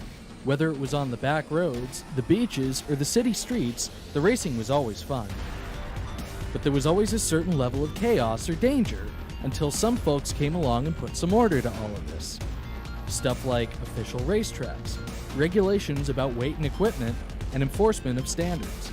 That's what gave us high-speed excitement, fast-paced action, and photo finishes. That's when racing became racing. The guys over at iRacing.com have made the same transformation in the world of sim racing. See, iRacing analyzes the performance and results of each driver in every race, so you can be sure you're always placed in races where the competition will be tight and that those reckless drivers who ruin it for us all will be kept in the pits. Not to mention that with members in over 130 countries already in their vast community, you can find races day and night, so you can always get in the action. You can even join a league of your favorite series and work your way up to one of 7 world championships, offering over $500,000 in prize money. And since updates are always automatic, you don't have to worry about software and can focus on the track. Zip up your fire suit and check out iRacing.com.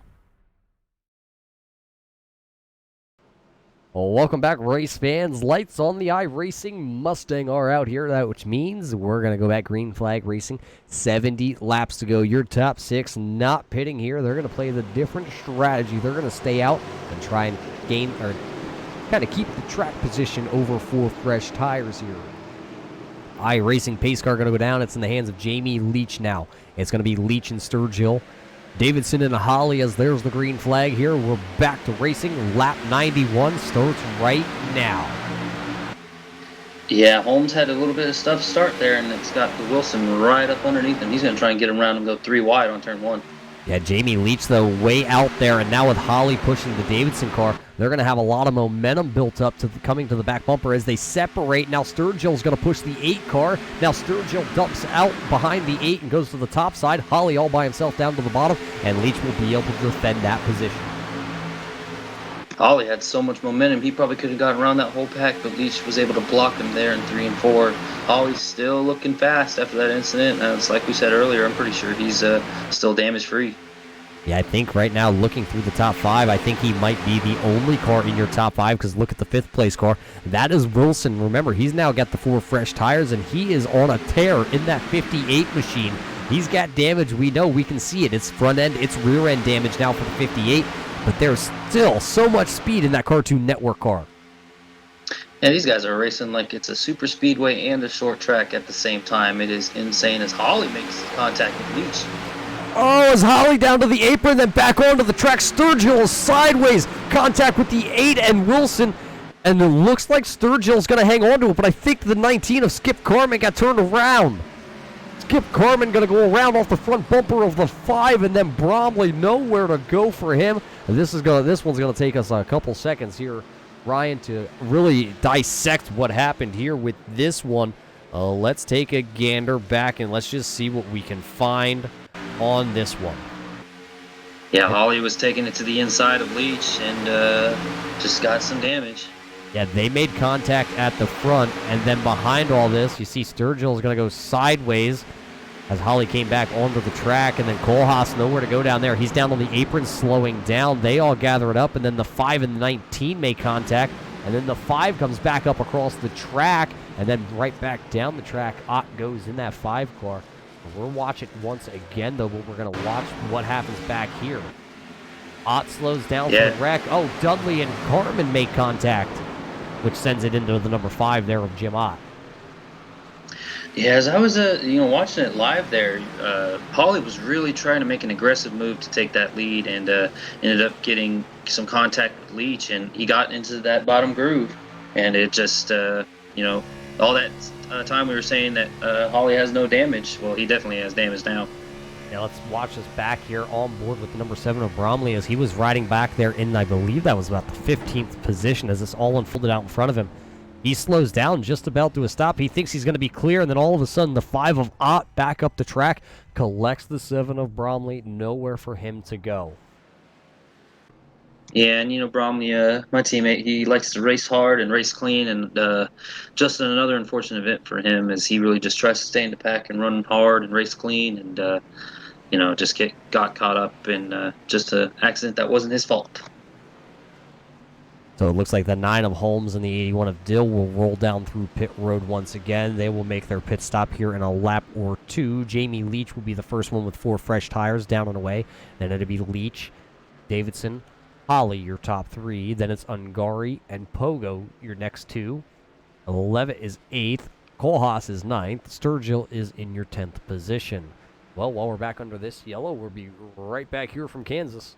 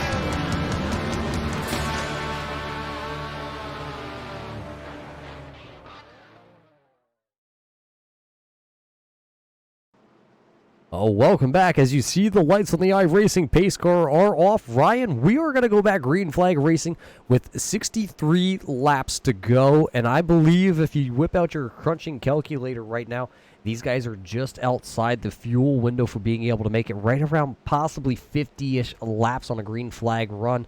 Could you possibly save that many laps here at this track? I don't know, but it's really hard to look at it right now. With the amount of cautions we've had, it wouldn't surprise me if we have more. But another thing that surprises me is Eric Hawley. He is still in 3rd position after that incident. You got to wonder what the damage time of that car is, but he is staying out there trying to win this race. Yeah, he's trying to win just like everybody else out there, but the iRacing pace car is not going to win because it's down pit road here once again. 17 drivers left here at Kansas, and they will take the green flag, and look at them all spread out. Jamie Leach has the lead, and then it's going to be Davidson headed down towards turn number 1 with the 8 of Eric Hawley sitting there in 3rd. And it's like I said, as soon as Leach takes the lead, he is not going to want to give it up, and that's what we've seen so far. But as that draft continues on, Davidson is going to catch up to him and see if he can try to get around him. Here comes Jeff Pogo down the backstretch in his Ford Mustang, looking to the inside of the 00 of Ungari. Remember, Ungari was off the pace on lap number 2 it was, and now finds himself still in the fight here, sitting in the 5th position, as now Davidson going to look to the outside here on the front stretch of the 2 car down towards turn number 1. They will go. Your front 4 will be 2x2 by the time they come off turn number 2. Yeah, as long as this race is gone and all the incidents has happened, Pogo's car is looking really clean right now, and I'm thinking that since his car looks cleaner than the rest, I could see him get up front real fast. Yeah, on a long run, green flag run, if that 24 gets out front and starts to pull away, that car is clean enough and streamlined enough that I think it's just going to pull and pull on these guys. They're going to have to hope and wish that they can keep that Mission 22-24 back there behind the field here. And especially, I think the Holly machine still is clean enough, other than the rear quarter panel of that car after he got bumped by the 58 of Wilson. I think if they get hooked up, those two Ford teammates, they could possibly run a train on everybody. Absolutely. Holly doesn't look like he has any engine damage, which is good, but with that rear end damage, it'd be very, very tough for him to lead. So, maybe try and work some teammate magic with Jeff Pogo and try and see if we can get him to the front and try and draft with him. Well, we were single file for other than just the front four, and now it's going to be a party at the front. Here comes the 33 of Cole Haas. Sturgill is right there, so is the 38 of Levitt. Dudley's right back in it, and so is the 58 of Wilson. So put your top 10, top 12 as Dan Dillis running in the 12th position. Right at the tail of this field, 12 drivers under a blanket on the lead lap racing side by side. And look at Dudley. He's going to go to the inside here of Wilson. He'll make it 3 wide with Levitt to the outside. Yeah, with all the events that have happened, we still got a good solid 12 cars that can win this race. It is unbelievable how these guys can hang on to this front pack, and I'm really anxious to see what's going to happen. Yeah, well, at the front, it is still the 2 of Leach. The 03 there of Davidson was not able to find a way around that machine yet, and Jeff Pogo, ever since getting to the rear bumper there of that 03, just cannot find a way around him. Leach going to kind of arc the corner just a little bit, takes the higher entry, throws her back down there to the white line, and look how that packs the air onto the front of the number 8 of Holly there. He kind of had to lift a little bit as the 8 car started to drift up towards the middle of the track. Pogo is so desperate to get around Davidson. He's trying to bump draft him to see if he can get in front of Leach, but Jeff is doing everything he can to try and get to the front of this race because he knows what kind of car he has. He knows that he's faster than the rest of the pack, so he's going to do everything that he can to get this lead. And they are 3 wide behind Pogo because they have Wilson there in the middle. It was Sturgill and then Cole Haas to the outside. Cole Haas backs it off just a little bit. He knows he wants to try and live for another lap. Look at a big move there from the 49 of Dudley. He's going to swing from the outside, from the fence line to the inside white line there on Sturgill, and I think the motor just expired on the number 90 of Sturgill. Smoke bellowing out the back end of the number 90 car as he comes through turns 3 and 4. Down the front stretch, he is definitely down on power and continuing to lose as the smoke bellows out the back of the number 90 for Sturgill. Yeah, that's an unfortunate event for him, but that's the outcome of when you get a little too much damage and run your car a little too hot at a racetrack like this, especially with the draft. If you're behind somebody too long, it's just going to overheat, and the next thing you know, your engine's blown. Yeah, so that's going to take one of the contenders out of it. Sturgill had a lot of power underneath that number 90 car here tonight. Unfortunately, it's going to be an exit towards the end of his. Oh, and contact at the front! The 03 of Davidson was turned off the bumper, I believe. Pogo had enough at that point by the looks of it. It doesn't look like he tried to do it on purpose. He tried to make it 3 wide on Davidson, and unfortunately that took him out. So let's throw it back here on the replay here on lap 106 out of the 160 scheduled and see if we can find what happened on the front stretch. Coming through 3 and 4 here. They almost are 3 wide there. Oh, you see it was a bobble there by Jamie Leach on the bottom. That sent Davidson up the track. Pogo tried to fill the hole. Unfortunately, there wasn't really that big of a hole there. Pogo stayed in it, and around the 03 of Davidson goes, and nowhere for the 49 of Robert Dudley. The Dudley machine gets involved. I think there were some other cars also wrapped up in this, so we're going to have to throw it back here. Let's go over top to see if we can find out who else was all involved here, as they were 3 wide. Holly now has damage as he went down through the apron. I believe then it was just the 49 of Dudley that got involved in that. Cole Haas barely squeaking through with his 33. Yeah, talk about Ira Kolas. He's been in a lot of incidents early on in this race, and he's right back up in the mix. It's just really, really hard racing. I believe Pogo is okay after that happened, and he didn't seem to get too much damage, but unfortunately he took Aaron Davidson out. Yeah, so now that'll take one guy out of the running because I believe there's going to be way too much damage for Aaron Davidson to really compete in this one as everybody is down pit road. I think this is going to be the last pit stop for sure here for a lot of your leaders. Unless we get another yellow flag, and the way it's kind of seemed here tonight, Ryan, yellows are breeding yellows. Well, and guess what? Well, Jared Hagedorn gets another lap back. We just have about, I want to say, 5 more cautions. He'll be back on the lead lap. Yeah, that the NPBR car out there was at one point, I want to say it was into the double-digit lap down marker as he had 8 minutes of required repairs to that pit bull machine, and now he is going to be sitting there 5 laps down in the 17th spot. It's the little train that could here for the Nebraska driver. He was 22nd on the field after I believe it was, lap 10, I think that 22 car was spinning coming out of turn number 4. And it looked kind of grim from there, and just guys have fallen out like Mullins and LaFaro, Carmen, Arison, all dropping out of the event here along with Smith. And Hagedorn just stayed here. He's gathering points. It may not be a top 5, top 10 night here for Hagedorn, but he is just chipping away and doing everything he can that's now in his control, is just staying out there turning laps. Yeah, and the funny thing is, he's obviously on worn tires because he has to stay out to get the wave around. But he can hold on to that pack for a little while, even with those old tires. So I'm interested to see, maybe if we did get 5 more cautions, I feel like he can be in a running to try and get a good finish out of this. But as you saw earlier, pit stops happening. Jeff Pogo didn't really seem to take too long, and looks like he's just going to be right back out there trying to win. Yeah, but the man who took the least amount of time on pit road was 9.4 seconds in his box. That'd be the man out of California supporting the Wounded Warrior Project on the rear quarter panels of this 01 car. Also has the little logo. Remember we talked about the Adam Kohlhaas logo, Sergeant Adam Kohlhaas. Well, Doug Ungari is one of the guys that has his logo plastered on the hood of that car, and right now he's going to be showing him around in the lead. So Ungari with a 2-tire stop. Jamie Leach with 4 tires. He'll line up in the 2nd position. 3rd will be Eric Hawley. Justin Wilson will line up 4th. 5th will be Jeff Pogo. 6th will be the driver of the 31. That is Donald Bennett. Then it'll be Dan Dill. And we're talking about clean cars just a moment ago. That 81 Blue Lives Matter car is very clean yet. Oh yeah, I was thinking about that earlier. There's not a scratch on there. There's not a scratch on the 81 of Daniel Dill, and there's also not really any scratches on the 9 of Stephen Holmes. It looks like he's been trying to take care of his car for most of the part of the night. And it's like you said earlier, Doug Ungari. He could be the dark horse. He hasn't been around. I can really see him winning this race. He's just very, very hungry, and he's right up there in the front. So we'll see if he can hold Jamie Leach. Yeah, the driver out of the California stables.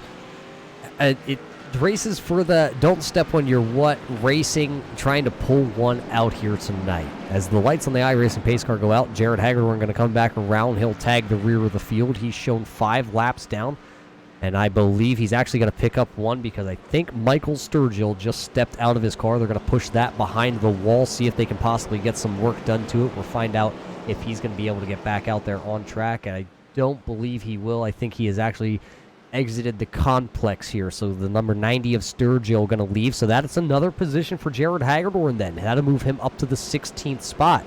Little by little. Yes, we have 15 cars left on the lead lap after all these incidences. But guess what?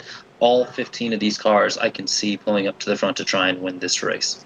Yeah, maybe there's another dark horse right here in your top 6. Donald Bennett in the 31 has never won a race here in the USRA. Has a handful of top 5s, but never has won an event. And he's got the 31 monster car sitting right there in 6th as the iRacing pace car is down and away.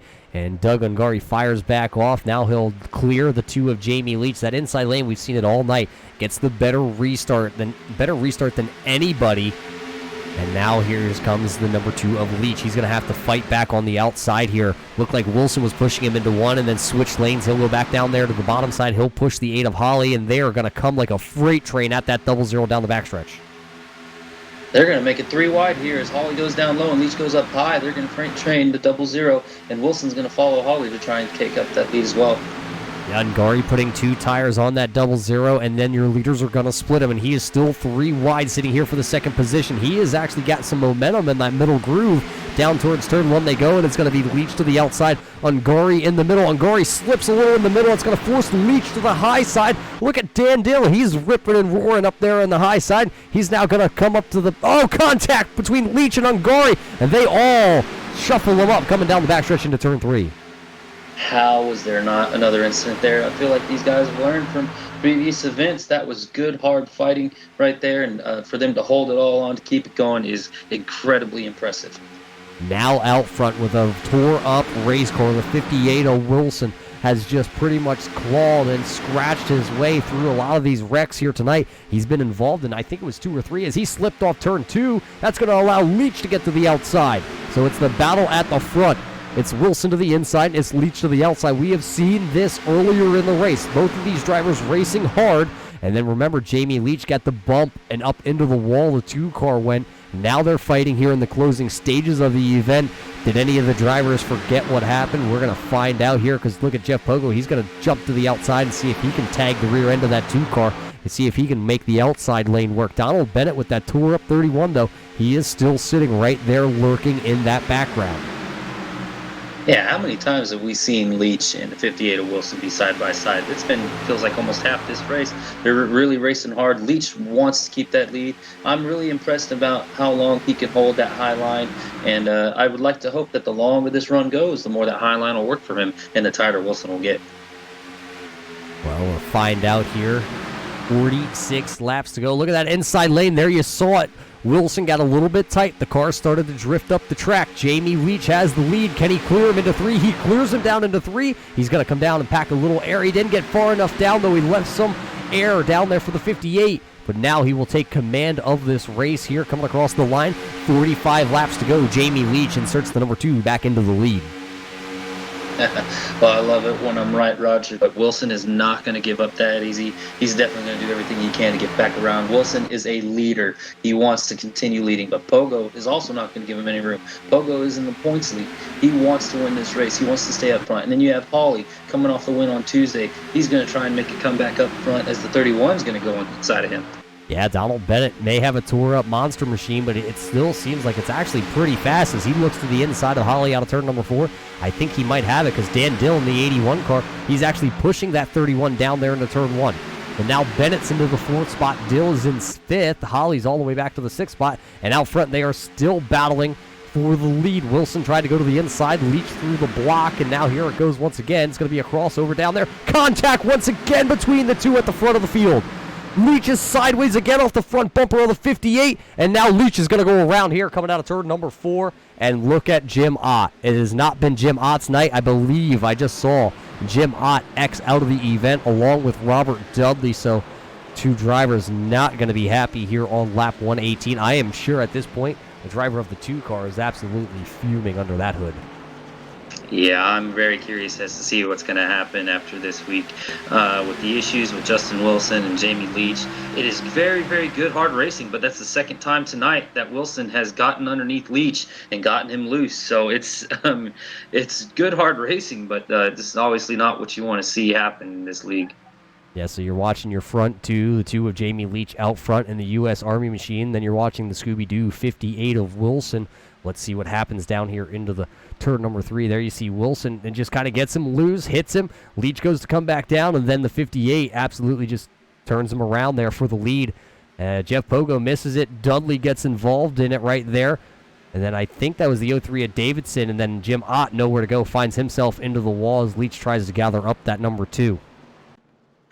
Yeah, Leach, the fantastic driver he is, he tried to save it again. He was so close, and then unfortunately got in contact with Dudley. And you have to give a heartbreak feeling to Jim Ott. He races hard every week. He had that win at Phoenix, and unfortunately the last couple of weeks he's just been involved in some events that weren't his fault. And an incredibly hard racer, and just some bad luck. But I can tell you that with the way he likes to race, I can see him getting back up front within the next couple of weeks. So it looks like Wilson will lead him out of pit road, followed by the 24 of Pogo. Holly's going to come out there in 3rd. And then it'll be Dan Dill in 4th. Bennett will be 5th. 6th is Holmes. 7th is Davidson. Levitt comes out in 8th. Kohlhaas in 9th. Carmen is in 10th.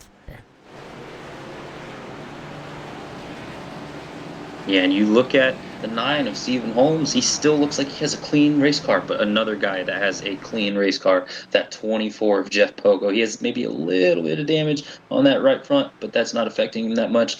I can really see him getting around Wilson here. If he can, he will take off. Well, as we're back here under yellow flag, we're going to step away. We're going to pay some bills here on the Turn 3 Racing Network. We'll be right back here with the Northern Plains Boxer Rescue 250 here tonight, presented by Jared Hagedorn.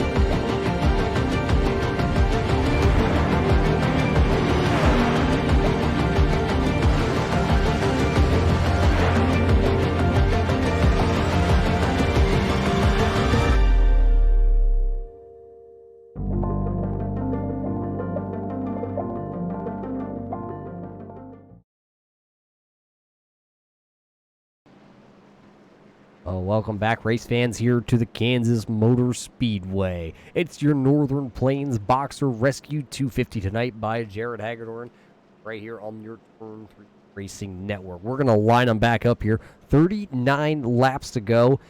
And Ryan, we talked about Jared Hagedorn just a couple moments ago about how he was numerous laps down. He was 12 laps down. I went back and looked real quick here on the timing and scoring. He was 12 laps down at one point. Now he has only shown 4 laps down, and with 2 more drivers in front of him having problems who won't be able to finish this race here, that's 2 more positions. Yeah, we only got 13 drivers left on the lead lap after that incident right there, and it's just going to be interesting to see how this plays out. You know, we don't have Jamie Leach anymore up front, and we still have Justin Wilson, but Justin Wilson is very beaten up right now, and you got a almost perfectly clean 24 Jeff Pogo on the outside. Yeah, you got 3 cars lined up to the outside, all Ford Mustangs and all fairly clean. Wilson going to fire off. He actually played a little bit of a game there with Jeff Pogo, and he's going to be able to fire off and take the lead. And he's going to try and run away, but this draft will bring him right back, because look at the 81 of Dan Dill. He's right on the back bumper there of the 24 of Pogo. And look at Holmes. Holmes is going to go to the inside on the 81 through turn 2. I think Holmes has decided, all right, I'm ready to race. All the bad stuff is out. He's got a perfectly clean car. He hasn't been involved in any single incident. He's ready to get up front and lead this thing. And then we'll see if he can just keep it clean. I can see Holmes coming out with a victory today. Yeah, Holly going to go underneath the 58 there with Wilson coming out of turn 4, so he'll take the lead. And I think that might be the first time Holly's actually led a lap here tonight. And believe it or not, in the closing stages, they are 3 wide once again. Holmes to the inside. Pogo was in the middle, and Wilson was in the top lane, and he fell back a couple positions. He'll try and duck back in and try and find a home, as here comes Bennett in the 31 to the inside on Wilson. The clean machine, Stephen Holmes. He is up front and in the lead. What did I tell you, Roger? He's just been holding back this whole time, and now I can just see him keeping on with that clean race car right there. Yeah, he is out front, but look at that 31. Bennett may have a tore-up monster car, but that thing is fast. He is now in the second position as he passes Eric Holly. So it's Holmes out front, Bennett in second, Holly third, Wilson is sitting fourth, Pogo is fifth, Kohlhaas is back up here into the battle. He sits in the 6th spot. Levitt is 7th. And Boy, what are we seeing here at the end of this event? 31 is really using that draft wisely. He is doing everything he can to catch up to Holmes. I don't know if he's got the stuff to pass it, but it's like you said earlier, he hasn't really been involved in incidents himself. He's just been involved in other people's incidents. He's a good hard racer, and he's definitely going to do everything he can to try and get around Holmes. Yeah, Donald Bennett, mainly known for his super speedway racing. He's one of those guys that compete in super speedway leagues all across the iRacing platform. And here at this mile and a half, we heard other drivers in the pre-race talk about how this track is going to race like a super speedway. And right there you see Donald Bennett, one of those super speedway guys, right up to the front. But look at Holly, as Holly got a good run through 1 and 2 there. And what's Bennett going to do? He chooses to block the outside lane, so here comes Holly down to the inside now. So Bennett now going to have to go from the... Oh, Holly loose on the apron!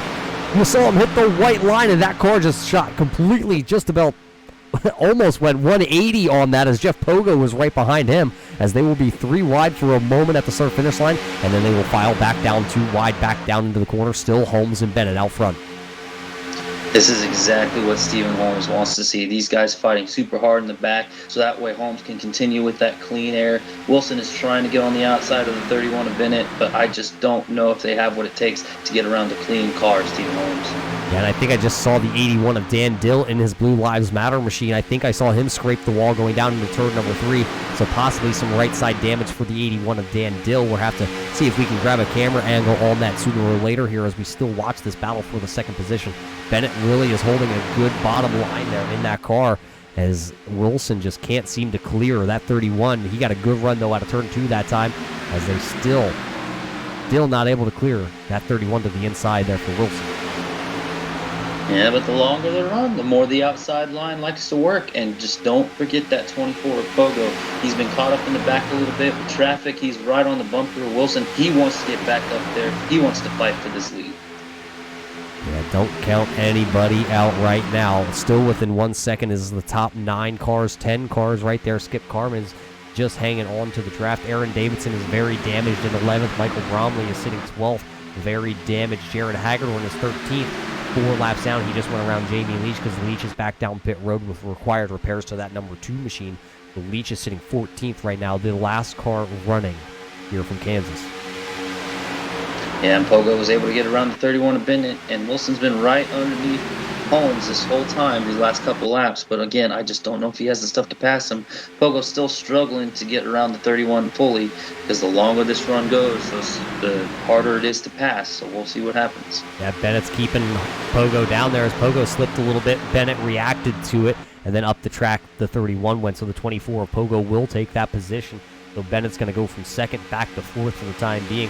Holmes is out front. He's been out front for the last 9 laps, so 9 matches the 9 car, and it's 30 laps to go here in Kansas.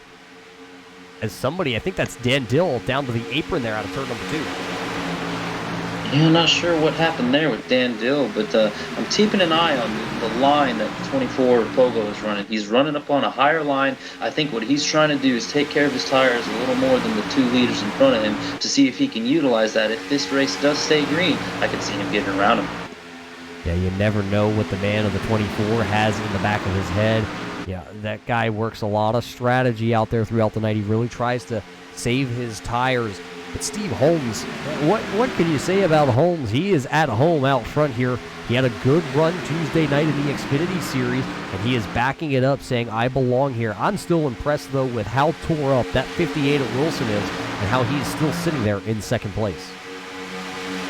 You know, Wilson is one we all know to never give up. He's going to do everything he can to try and stay up front, even after all the incidents he's been in. But you got to give a lot of credit to Stephen Holmes. This guy, is truly dedicated to racing. He dedicates his whole life to it, pretty much. He just gets a lot of enjoyment out of it. And to see him leading these races is very well deserved, in my opinion. He's had a lot of mishaps in the early runnings, and a lot of times it wasn't his fault. He's had a couple mishaps that was his fault, but to see him up front really shows the passion that he has for this sport, and I truly enjoy watching him win this race. And I can see him holding off the incredible run of Justin Wilson with the damaged car. I can see him holding off the incredible run of Jeff Pogo right now as well. Yeah, that number 9 last time by had the quickest lap on the track, and he is your leader. And they are your front three are starting to really gap themselves from that pack right behind them. Bennett is leading that other pack. He's right in front of Holly. Holly's been trying to get around the driver of the 31. Unfortunately, just has not found a line that is able to him to get the momentum to fully make the pass. Bennett is going to play, I'm going to say, the Ryan Newman role here tonight and be probably the hardest to pass, because Bennett in fourth, Holly's sitting there in fifth, and then Levitt is right there in sixth. Dill is in seventh. Ungari is right here in the mix, still in the eighth position. And then it's Kohlhaas. That is your top 9. And then Skip Carmen a little bit further back with a damaged 19 running in your 10th spot. Yeah, Bennett's just starting to look a little tight, a little earlier than the other drivers, and it's really costing the people behind him. And there's nothing wrong with that. It's good, hard racing right there to try and block. Obviously, if you don't purposely try to wreck somebody, but you want to do everything you can to stay up front. That's the one thing I actually like about Ryan Newman, is he does everything he can to try and stay up front. As Cody Levitt's going to finally try and get around him. Yeah, Cody Levitt sent it down there into turn 3, and he said, I'm going to make it stick to the bottom. Holly's tried to make it stick the last couple laps, just hasn't been able to clear Bennett. Levitt goes down there. He makes it work. Now, can Holly go down there and make it work? Bennett going to go a little bit higher than he has down there in turn 1. And now Holly is going to be able to pass the 31, I believe, here off turn 2. Yeah, just the longer the run, the harder it is. And you just see these 3 cars up front just breaking away from all this as these guys are trying to get around Bennett. It becomes a real big struggle, and it slows you up. It slows up the momentum. And how important momentum is at these racetracks is key. That's all these racetracks are on mile and a halves with this package is about momentum. You lose any kind of momentum, you really fall back. Right now here with only 23 laps to go, as we broke away from our leaders there for a minute, it is still Holmes out front. Wilson is sitting there second, and Pogo is just sitting there quietly running in the third position. 11, we talked about him getting around, and I believe there was contact between the 31 and the 00 of Ungari. Is sideways, trying to save it. He's down through the grass right now. Is he going to be able to keep it down there? Is he going to come back onto the track? The 00 here going to bring out another yellow. We're back under yellow flag circumstances, so wipe that lead out that Stephen Holmes, Justin Wilson, and Jeff Pogo had. Erase it. Now we're going to line them back up as Doug Ungari and Donald Bennett make contact out of turn 4. Let's throw the replay and see what just went down there coming out of turn number 4. Here you see him out of 2 as Ungari's going to get a good run to the outside. You see Dill also get a run on the number 8 of Holly.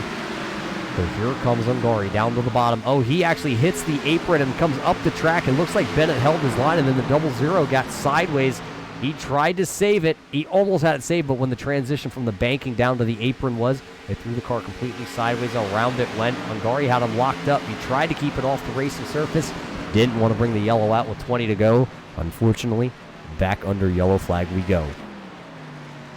Yeah, this is definitely not what Stephen Holmes wanted to see. Brings him back up, punches up. But he still has a clean race car, and he still has the lead. We'll see what happens under pit road. But I still see his Holmes as my favorite to try and win this race, just because of how clean he's been able to keep his car. Well, we're about to find out here if they're going to come down pit road. I expect after 21 hard laps on these tires, everybody will. Here comes Holmes. Here comes Wilson, Pogo, Levitt. They are all headed down towards pit road. You see one guy out there yet?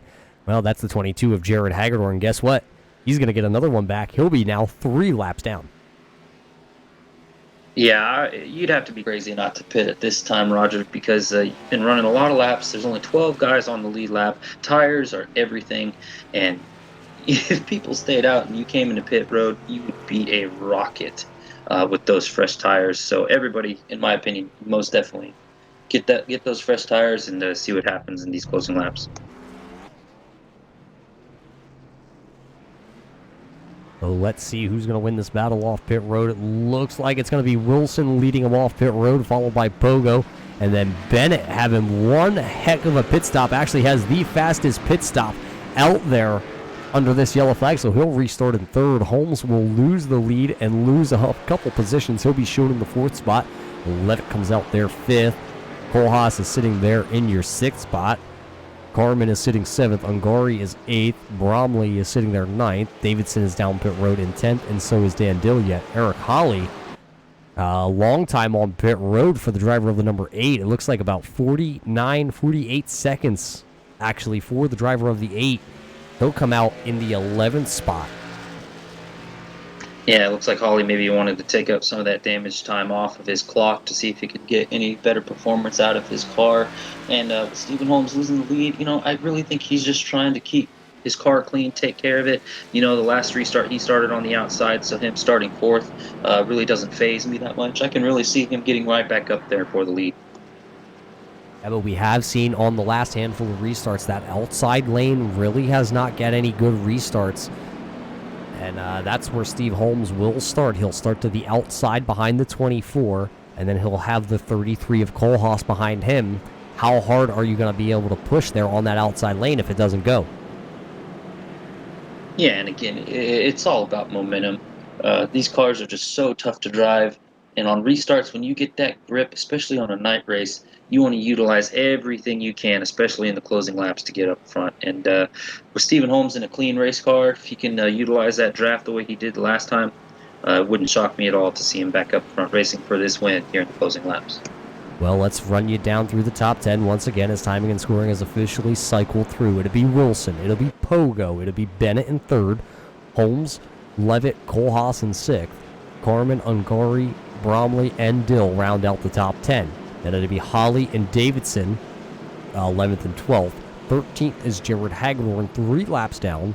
And then it is Jamie Leach in 14th, 11 laps down. He is back out onto the racing surface after 5.5 minutes of required repairs to the number 2 car. Leach gets back out there. And then a slew of drivers out of the event behind Jamie Leach to be Robert Dudley in 15th, Jim Ott in 16th. Then it's Michael Sturgill, 17th, Jason Arison there in 18th. David Carmen is 19th, Luke Lafaro 20th. 21st is John Mullins.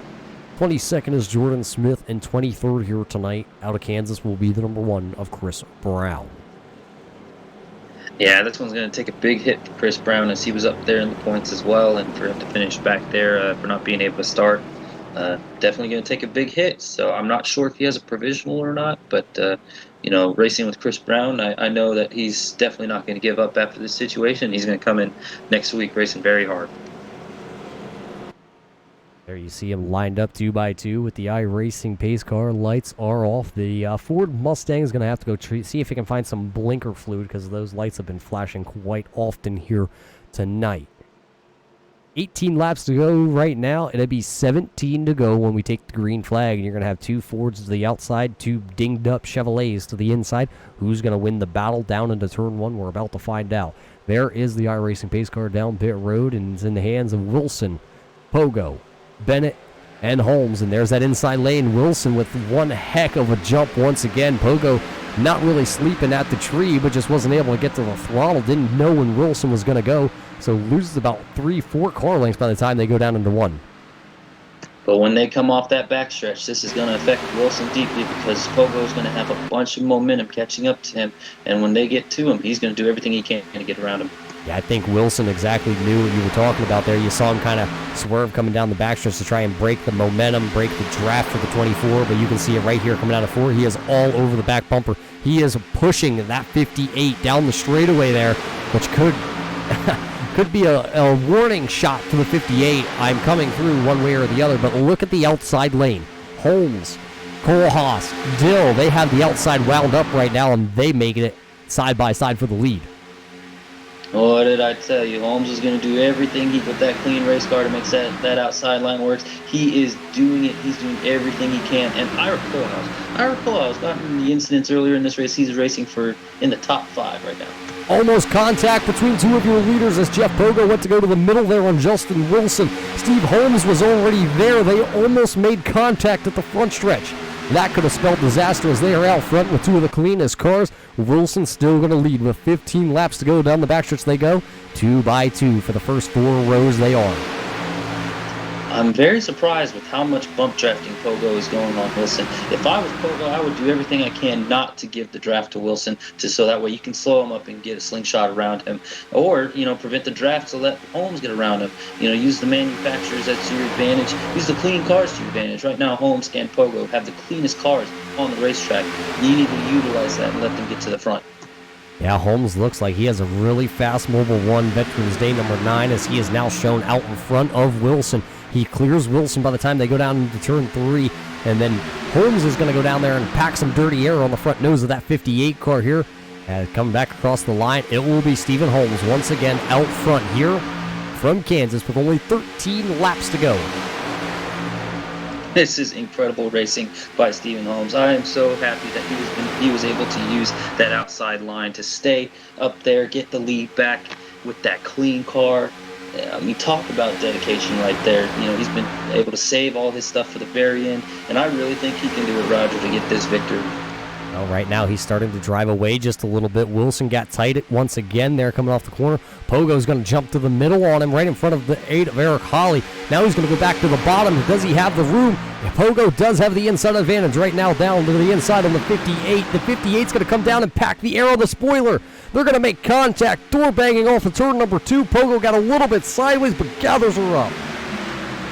Yeah, Pogo's got his teammate behind him, but Wilson is going to keep pinching him down every turn to try and prevent him from getting that second spot, because Wilson knows as soon as the 24 gets that second spot, he's going to be racing for that lead with Holmes. Holmes down below the white line on the front stretch. Pogo straddling the white line, and then you had Wilson right on the door of the 24. Cole Haas is right there on the number 33. He wants to know where he's going to go. Bennett is sideways out of turn number 2.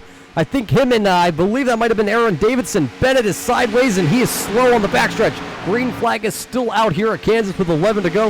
That's what Holmes wants to see as he has the lead. Pogo, though, trying to get to the inside here on Wilson. Just cannot clear him. Here comes the 81 to the bumper roll, the 24 down the front stretch. Yeah, big unfortunates for the 31 of Bennett, but glad to stay green for Stephen Holmes. He knows he wants to stay green to win this race. That might be the only shot he has. If there's another caution, who knows what will happen. So he's utilizing his time very well with this lead, and Wilson is doing a great job preventing Pogo from trying to get on it. But Pogo has a great run here on 3 and 4. Yeah, coming through 3 and 4 here once again. The 24 Jeff Pogo has a really good run. And Holmes is going to go back down to the inside. Pogo going to stay right there on the white line, which forces Wilson to take the longer distance around the racing surface. Down into turn 1 they go, though. 9 laps to go. It is still side by side for the second and third position. Pogo really making Wilson work. Wilson's really making Pogo work. I mean, he's going to pinch him off here once again down into 3. That time into 3, though, it looked like Wilson had nose ahead. And Holmes starting to go up a little bit higher. That means his car is getting tight too. So these cars are starting to get tighter and tighter each lap. We're going to see what happens here and who can utilize their tires better to see what happens at the finish. 8 laps that time by we saw at the flag stand, and now there's contact between the 24 and the 58. The 58 is sideways in front of the field. Now the 00 is going to go around. That's going to bring out a yellow flag. Man, that is definitely not what Stephen Holmes wanted to see. There's just been so many issues coming on with the drafting tonight, and again, it just bites him. So we'll see what happens here. We'll see if anybody stays out, see if anybody pits. There's not a whole lot of cars on the lead lap here. Well, let's throw it back here on the replay once again and see what happened towards the front. Wilson trying to pinch the 24 of Pogo down to the bottom, and 2 cars coming together, and Wilson going up and around about 4th time I think I've seen that. And then the 8 of Holly pushes the 00 of Ungori around. Ungori slams into the American Ethanol backstretch wall, spins her around, gets her pointed in the right direction, but too late. The yellow flag comes out here. You know who that really saves is the 31 of Donald Bennett, who went for a ride about 4 laps ago. Yeah, it definitely brings Bennett back into the game. And you got to give a tough break to Ungari being back after a long break. You know, he's racing hard, trying to get a win as well. But, you know, it's really, really hard racing when these cars get tight. Pogo, you know, he definitely was getting tight. Wilson's been tight as well, but he was able to stick it better on that outside line, and they ended up making contact together, and that's what caused that issue. Well, manufacturer strategy coming into play here. Holmes, Pogo, Dill, and Holly all faked like they were going to go into pit road. As they stayed out, it looks like Wilson, Kohlhaas, Levitt, Ungari, Davidson, Bennett, Bromley, all those Chevrolets all came down pit road. So we're going to see how this is going to shake up, because we're going to go back green flag racing with, I believe, a green-white checker, and it's not going to be headed to overtime just yet. And, well, Ryan, I'm looking. You see the number 22 out there? He's going to get another lap back. Oh, I know. He's going to be, what, 2 laps down? Hey, a lot can happen here. See if we can get 2 more cautions. I'm not sure, if we do go green before green, white checkered, he definitely has that opportunity. You got to give a lot of credit to Hagedorn. Still being in there fighting, it's very tough to get involved in an incident early and be 12 laps down. You really question yourself, why am I doing this every single lap? And this is right here is why you're doing it, to get a good solid finish and to keep on keeping on. Well, while we're under yellow here, we're going to step away once again. We'll be back for the finish here of the Northern Plains Boxer Rescue here from Kansas. Assist to the front bumper, and he hits him again now. Rayon Fowler into the outside wall. He's going to pass nearly 3 cars down that front straightaway, and he's going to get them all done with. What amazing. Lee to the inside goes Logan Cloudman is going to touch in. Pit press sideways. What a save. Looks to the outside as Trunkgate goes off. De Jong into second place. I'm going for the switchback. Oh, pinpoint driving. It's howling down to the inside. Trying this contact though. Slide left to the racetrack. Chris Renner drives it back down underneath, and he takes that second spot right back. Joker goes to Garrett Lowe.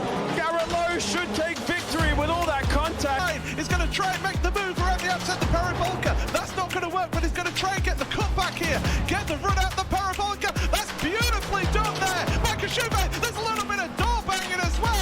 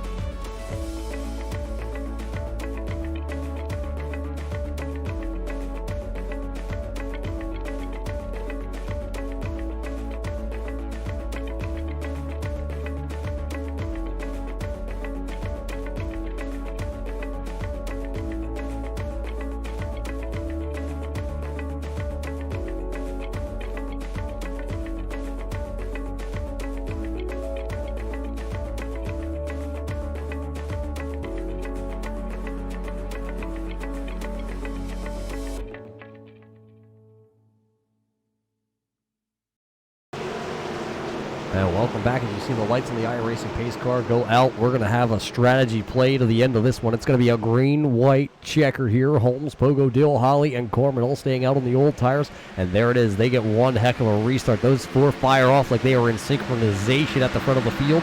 It'll be Holmes, it'll be Dill, it'll be Pogo, and Holly. And then Skip Carmen is trying to battle right now with the 58 of Wilson. He's got the first freshest tires on the track. Definitely some teamwork play into that. It's great to see Holmes back out front, get a good restart here. We're going to see what happens here on these final laps. The 4 Fords trying to run away with it, and the Chevys trying to gang up and go to the outside here on the Ford of Skip Carmen. They're just not being able to make the headway around that number 19. So it'll be 2 laps to go. Popsicle sticks in the air that time by for Stephen Holmes out front. Yeah, but here comes Dan Dill. He's got a pretty clean car himself. He's going to do everything he can to try and get it around Holmes. And the 19 is sideways at the back of the field. He gathered it up. Oh, Jared Hagedorn gets tagged at the backstretch. The yellow flag is going to come out. And Jamie Leach barely going to squeak through there. Man, the one guy that's away with everything on the caution flags just got himself into one real serious unfortunate event for Hagedorn right there. He won't get his lap back here, so let's take the look back here on the replay and see who did what. I believe this involves the 58 here of Wilson. down in turn one it's Carmen down there trying to hold the inside lane. I didn't see any contact between the two from that camera angle. The 19 tried to save it, and he would have been all right. And then, unfortunately, Jared Hagedorn went to the bottom to try and miss everything. And Jared Hagedorn got turned around, tagged in the right rear of that 22 car. And that's what puts us back under yellow. Let's throw it back here and see if we can find a different angle above here. Let's see if we can get from one of our chopper cameras. Get a real close zoom in here of the 19 and the 58. Yeah, everybody's just getting close and jittery to the end of this race. It just gets real tough and real tight racing, and it just got way too tight there with Wilson and 19 of Carmen. Yeah, that was the old tires of Carmen to the inside, and the new tires for the new tires for the 58 of Wilson and older tires for the 19 of Carmen. So this is going to take us to overtime here at Kansas. One attempt, I believe it is, for the green-white checkered we're going to have added. It's going to be Holmes and Dill out front with Holly and Pogo third and fourth. Then it'll be Wilson and Levitt with 4 fresh tires, and they actually have 15-lap fresher tires. But I don't know if they're going to be able to get a good start here and stay with these Fords out front. Well, you got to give a lot of credit to Dan Dill and that restart that he had to be able to come back up in second again. Another clean car. I'm really excited to see what happens here at the finish, because right now it's a hit or miss with all 4. I mean, all 4 of the Mustangs out front can win this thing. And I still like to look at Steve Holmes, as he's got his car the cleanest as can be. Dan Dill, another clean car. Eric Hawley's been through a mess all night tonight, but he's still up in third trying to win. And then Jeff Pogo as well, teammate of Hawley, still up there as well. So we'll see what happens. So unfortunately, with Jared Hagedorn being wrapped up in that yellow, nothing of his doing there, he will unfortunately not get a lap back, so he won't get back onto the lead lap here tonight. He will have to settle for, at the time being, a 13th place finish 2 laps down. But again, you got to give a lot of credit to the 22 car, sponsoring this race for one, and just dedicating his time and effort to stay out there. These races aren't easy. Whether you're really inside the race car or on this simulation of iRacing, it is not easy to run these cars, and it really shows a lot of dedication into the drivers onto what they're doing, especially when you're 12 laps down and doing everything you can to get back up on the lead lap. So he worked up as hard as he could, and I give him 2 thumbs up for his effort today. 2 thumbs up and a couple whiskeys, I'm sure, behind the wheel of that 22. As I think before we took the green flag here tonight, the 22 of Jared Hagedorn, I believe, went and made himself, I think he said 3 whiskeys before the race, so I'm sure he's at this point had to have drank in all of that. Oh yeah, it reminds me of the old school days back when I believe it was Fireball Roberts running years and years and years ago.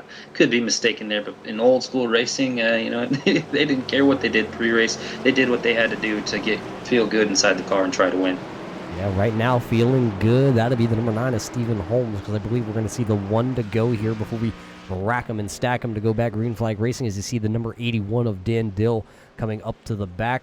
Pay no attention right now, ladies and gentlemen, to the timing and scoring, how it says finish across the top there. That is incorrect. Unfortunately, the overlay set here has not been updated to match the iRacing standards. We just don't have that patch just yet available to us. Hopefully coming soon, we will be able to have that hashtag soon from iRacing. But just wait to the end of it. It'll update, and we'll be able to crown a winner here today. Will it be the 9 of Holmes? Will it be the 81 of Dill? How about the 8 of Eric Hawley, who won on Tuesday night? Or how about your points leader of Jeff Pogo? How about Wilson? I couldn't tell you how many scrapes and dings and dents are in that 58 car right now, but he has a chance as he's going to restart in the 5th spot. Levitt is sitting there in 6th. Cole Haas is 7th. Bennett has been an up and down day for him. He is sitting in the 8th position. Davidson is sitting 9th, and Bromley is sitting back there in 10th. So right now, I believe if you're in the top 10, you have a chance. Yeah, but Stephen Holmes is going to do everything he can with that clean car. He's going to run for his life on this restart, and I think he can do it. But Dan Dill is going to show no mercy whatsoever to try and win. Well, here we go. It's the one attempt at the green-white checker. It's in the hands of the 9, and there it is. He fires off, and he's going to leave the field in the dust for the time being. Dan Dill's going to have to reel him back in. What is the 8 of Holly going to do here? As he has a little bit of damage, and I think he's a little bit slower right now. So the 2 cars, I think, that are completely clean just about are out front here. As Wilson is trying to get to the inside of the 24, he's going to go to the inside of the 8. A little contact out of turn number 2. Wilson trying to do everything he can to get the 58 back into position to win this one. Holly is going to show no mercy to the 58 car and everything that he's been through. Holly and Pogo really want to stay up front, trying to make it a 1-2-3-4 forward finish, but Wilson is going to crash that party. Dan Dill is now going to try and go on the outside of Holmes. 1 lap to go here for the Northern Plains Boxer Rescue race at Kansas, and it's a battle between the 2 teammates. Holmes has it. Dill is going to cross him over. Pogo is sideways out of turn number 2. We're going to stay right here with your leaders as Dill is to the inside of the 9 going down into turn 3. It'll be a drag race to see if the 9 can keep the momentum up. It looks like Dill's going to pass him. Can the 9, though, of Holmes throw the crossover out of turn number 4? Here comes Holmes to the inside. They're going to go side by side at the line. Who's going to win it? Too close to call. That is too close at the line. As give it to Dan Dill. .005 at the line. The man in blue is going to win here from Kansas. Dan Dill comes out of nowhere to win it. Stephen Holmes tried to battle back, unfortunately just a little bit short. But hey, check out the man who just came home in the 3rd position. The 58 of Wilson hit everything but the pace car tonight. He's going to come home in the 3rd position. Eric Holly's going to finish 4th with Cody Levitt in 5th. Aaron Davidson battles back for 6th. Bromley's going to finish 7th. Carmen is 8th. Jeff Pogo all the way back from the top 5 to 9th. And Donald Bennett comes home with a top 10 finish. Wow, talk about an amazing finish. I'm showing on my stats 4/1000th of a second at the finish line on a 1.5-mile track. That's unbelievable. And you got to give a lot of credit to Stephen Holmes and everything he did with that clean car. But amazing finish with Daniel Dill and how he was able to get that crossover move to get the victory. So as Dan Dill goes to celebrate here on the front stretch at Kansas after winning this event here, he's going to burn him down, and we're going to step away real quick, and we're going to see if we can get a word in with these drivers here after the Northern Plains Boxer Rescue 250 tonight, presented by Jared Hagedorn.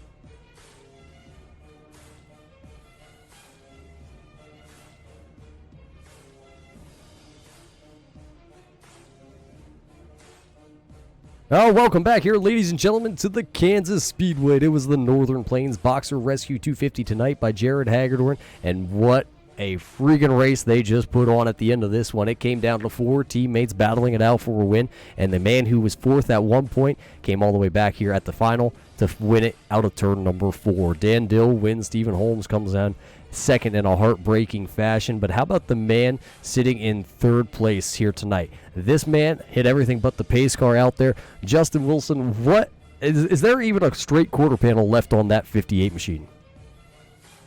Oh, if there is, I don't know where it's at, because we just got collected in almost everything. Yeah, it seemed like you were a magnet out there with Scooby-Doo tonight. Tell us about the racing out there on track.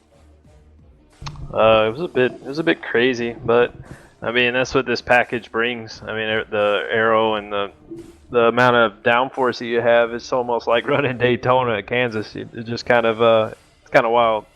That was an absolute wild one here from Kansas. You led 59 laps. How did you do it with that tore up of a race car? That was before it was tore up, that's for sure. Once we started collecting it, I had no straightaway speed. So once, Steve and Dan and all them got by, there was just nothing I could do but just stay on their draft and, just hold on to the toe that they were bringing up, because this thing had no straightaway speed. How much front end damage we had. Yeah, well, all in all, a good night here points-wise, even though a lot of damage and being one incident point away from being disqualified here tonight. So I guess you can't say third place is all that bad for yourself. Oh, no, I'm actually shocked that I was able to get a third there. That last restart kind of had to kind of pinch the inside lane just to get the run off to even get third. There was no chance of getting those guys up there, but I want to thank everybody for the good race. My buddy Jim Ott and Jason back there, they got disqualified. So yeah, unfortunate for a lot of guys here from Kansas, but Justin Wilson coming home in the third position here tonight. And Ryan, I think you've caught up with the man who just barely missed out on a win here tonight. Yeah, my main man, Stephen Holmes. Man, I got to give you a lot of credit with that clean race car of yours. I was incredibly impressed. That was just some of the best racing I'd seen out of this whole race today. Tell me how your car felt with everything that was going on the track mid-pack and how you were able to keep it clean. Actually, the car felt great all night long. I did a lot of testing here throughout the week, and the Highline felt the best to me, and I could keep the car under me and save the tires the best on the high side. There at the end, I had no choice but to run the bottom because I just felt like they would have been better on the bottom, so I just stayed down there so I could help protect my position, hold it. Actually, before one of those last cautions came out, I started to move to the high side because it got so tight, but yeah, it felt great all night. I just bided my time and pushed whenever it was time to, and just missed out on it by that much. Yeah, well, Stephen, it was just incredible racing that we were able to see. And just real quick before we go back to our leader, tell us how much this race means to you and your Veterans Day paint scheme, and just tell us all about your paint scheme a little bit. I've run the America scheme a couple of times this year already, and I know that Veterans Day is next week, the 11th, I think. I may be mistaken. I can't remember what day, but I know it's coming up, and it's just a way to say thanks to all the veterans who have fought and unfortunately the ones who have died for this country. It's all for them. They gave us, they paved the way for us to be able to do what we do day in and day out, and no amount of thanks can show our gratitude for what our servicemen, active, inactive, still here and gone. No amount of gratitude can say enough for what they do for our country. Well, thank you again, Stephen, for that, and just an incredible race today. I know you didn't get the finish you wanted, but it is well deserved for that side-by-side finish for how well you kept that car clean. So a job well done with that. Thank you so much. Just a quick shout out to all the teammates, Eric, Jeff, and of course Dan. Congrats on the win. Like I said, I just missed out by that much, so we'll get them next week. Alrighty, Roger, take it away with that leader. Well, I have caught up with your winner here tonight, a first-time winner, I believe, the 81 of Dan Dill out of Missouri, finally parking that car in victory lane. Dan, it's been a long, long time coming. Yes, sir, it has, and I am glad to be here. Well, now that you have finally parked the 81 in victory lane, congratulations first off. But how many times now are we going to see that 81 back in victory lane? Well, I mean, it's not like I haven't been trying.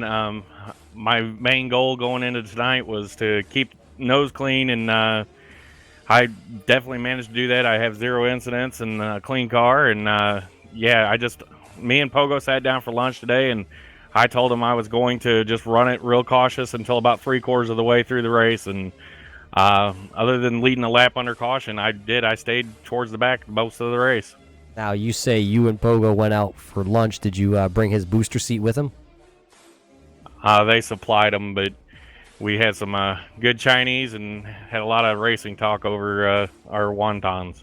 Well, you never can beat some wontons around lunchtime with a good old friend talking about race strategy. But you just heard, you didn't hear, but you just were a part of one of the closest finishes in the USRA history. Tell us about that final restart there.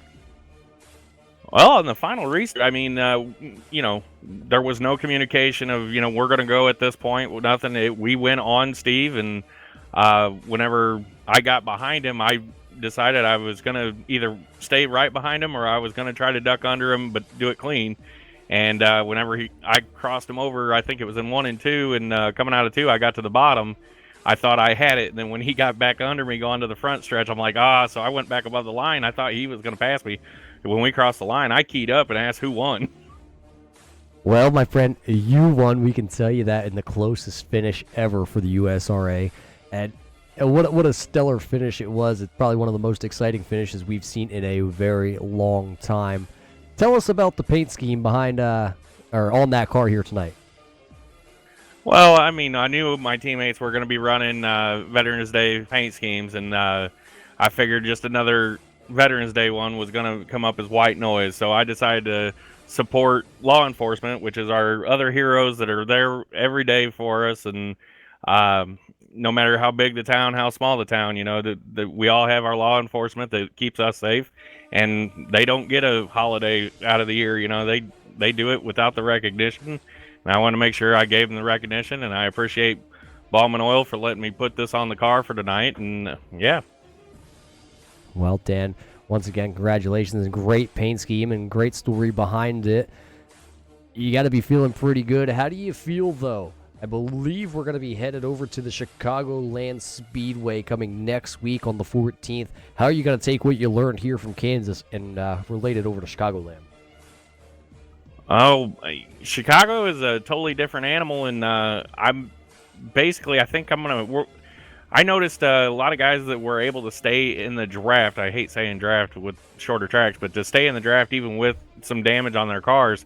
But once there was a little bit of a gap, it really started to hurt them, and that was where I didn't have that problem. So I think my goal is going to be just to kind of keep that nose clean and not have any damage to slow it down.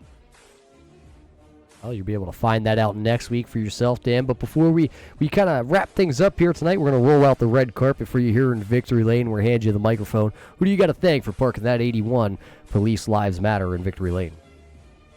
First of all, I'd like to thank my teammates. I mean, I could not do this without Eric and Steven and Pogo. I also would like to thank my wife and my kids for giving me the time to do this every week, twice a week, plus the testing and practice that we do. Ballman Oil, I got them on the car every week with VP race gas and whatnot, but Ballman Oil, they do support me on this. And other than that, I mean, you guys up there in the booth, always putting on a, broadcasting it, letting us get out to the world. And other than that, I'd like to thank myself for sticking in there, because I kind of wanted to hang it up a couple times. Well, way to stick with things, Dan. You parked her in Victory Lane for the first time ever. Congratulations once again. But, Ryan, it was a little bit of a cluster race here from the Kansas Speedway. It was 1.5 miles. They raced it just like they would have Talladega or Daytona. Now, in 1 week exactly, they're going to head to a track that's kind of similar. It's a 2-mile track over at Chicagoland Speedway, and we're probably going to see a little more pack racing. Well, the crazy thing, Roger, is I believe Chicagoland's actually still 1.5 miles, just like Kansas right here. So it's very, very similar. It has a little more of a curvy backstretch. But I'm just really, really looking forward to next week. I mean, it's going to be almost very similar to this week. And just the way this outcome happened of this race with the side-by-side finish was unreal. To have finished with 4 1,000ths of a second. I definitely didn't think I was going to see that tonight, and you got to give a lot of credit for everybody racing hard and sticking through it tonight. Well, I don't know who wrote down the notes here for Chicagoland, but we're going to have to talk to the producer on that one. Thanks a lot over there. But hey, you just watched the Northern Plains Boxer Rescue 250 here tonight, presented by Jared Hagedorn, and what a race it was. A first-time winner for the USRA. Dan Dill Parks are in victory lane. Steve Holmes, his teammate, comes home second place just by not even a splitter width. There in second. Justin Wilson had everything but a pace car or knocked down the tower here that we're in tonight. He came home in third. Holly battles for a fourth place finish. Levitt rounds out your top five. Everybody else, a good night here from Kansas. And we will catch you right here on your Turn 3 Racing Network next Thursday night for Chicagoland. Till then, race fans, stay safe out there.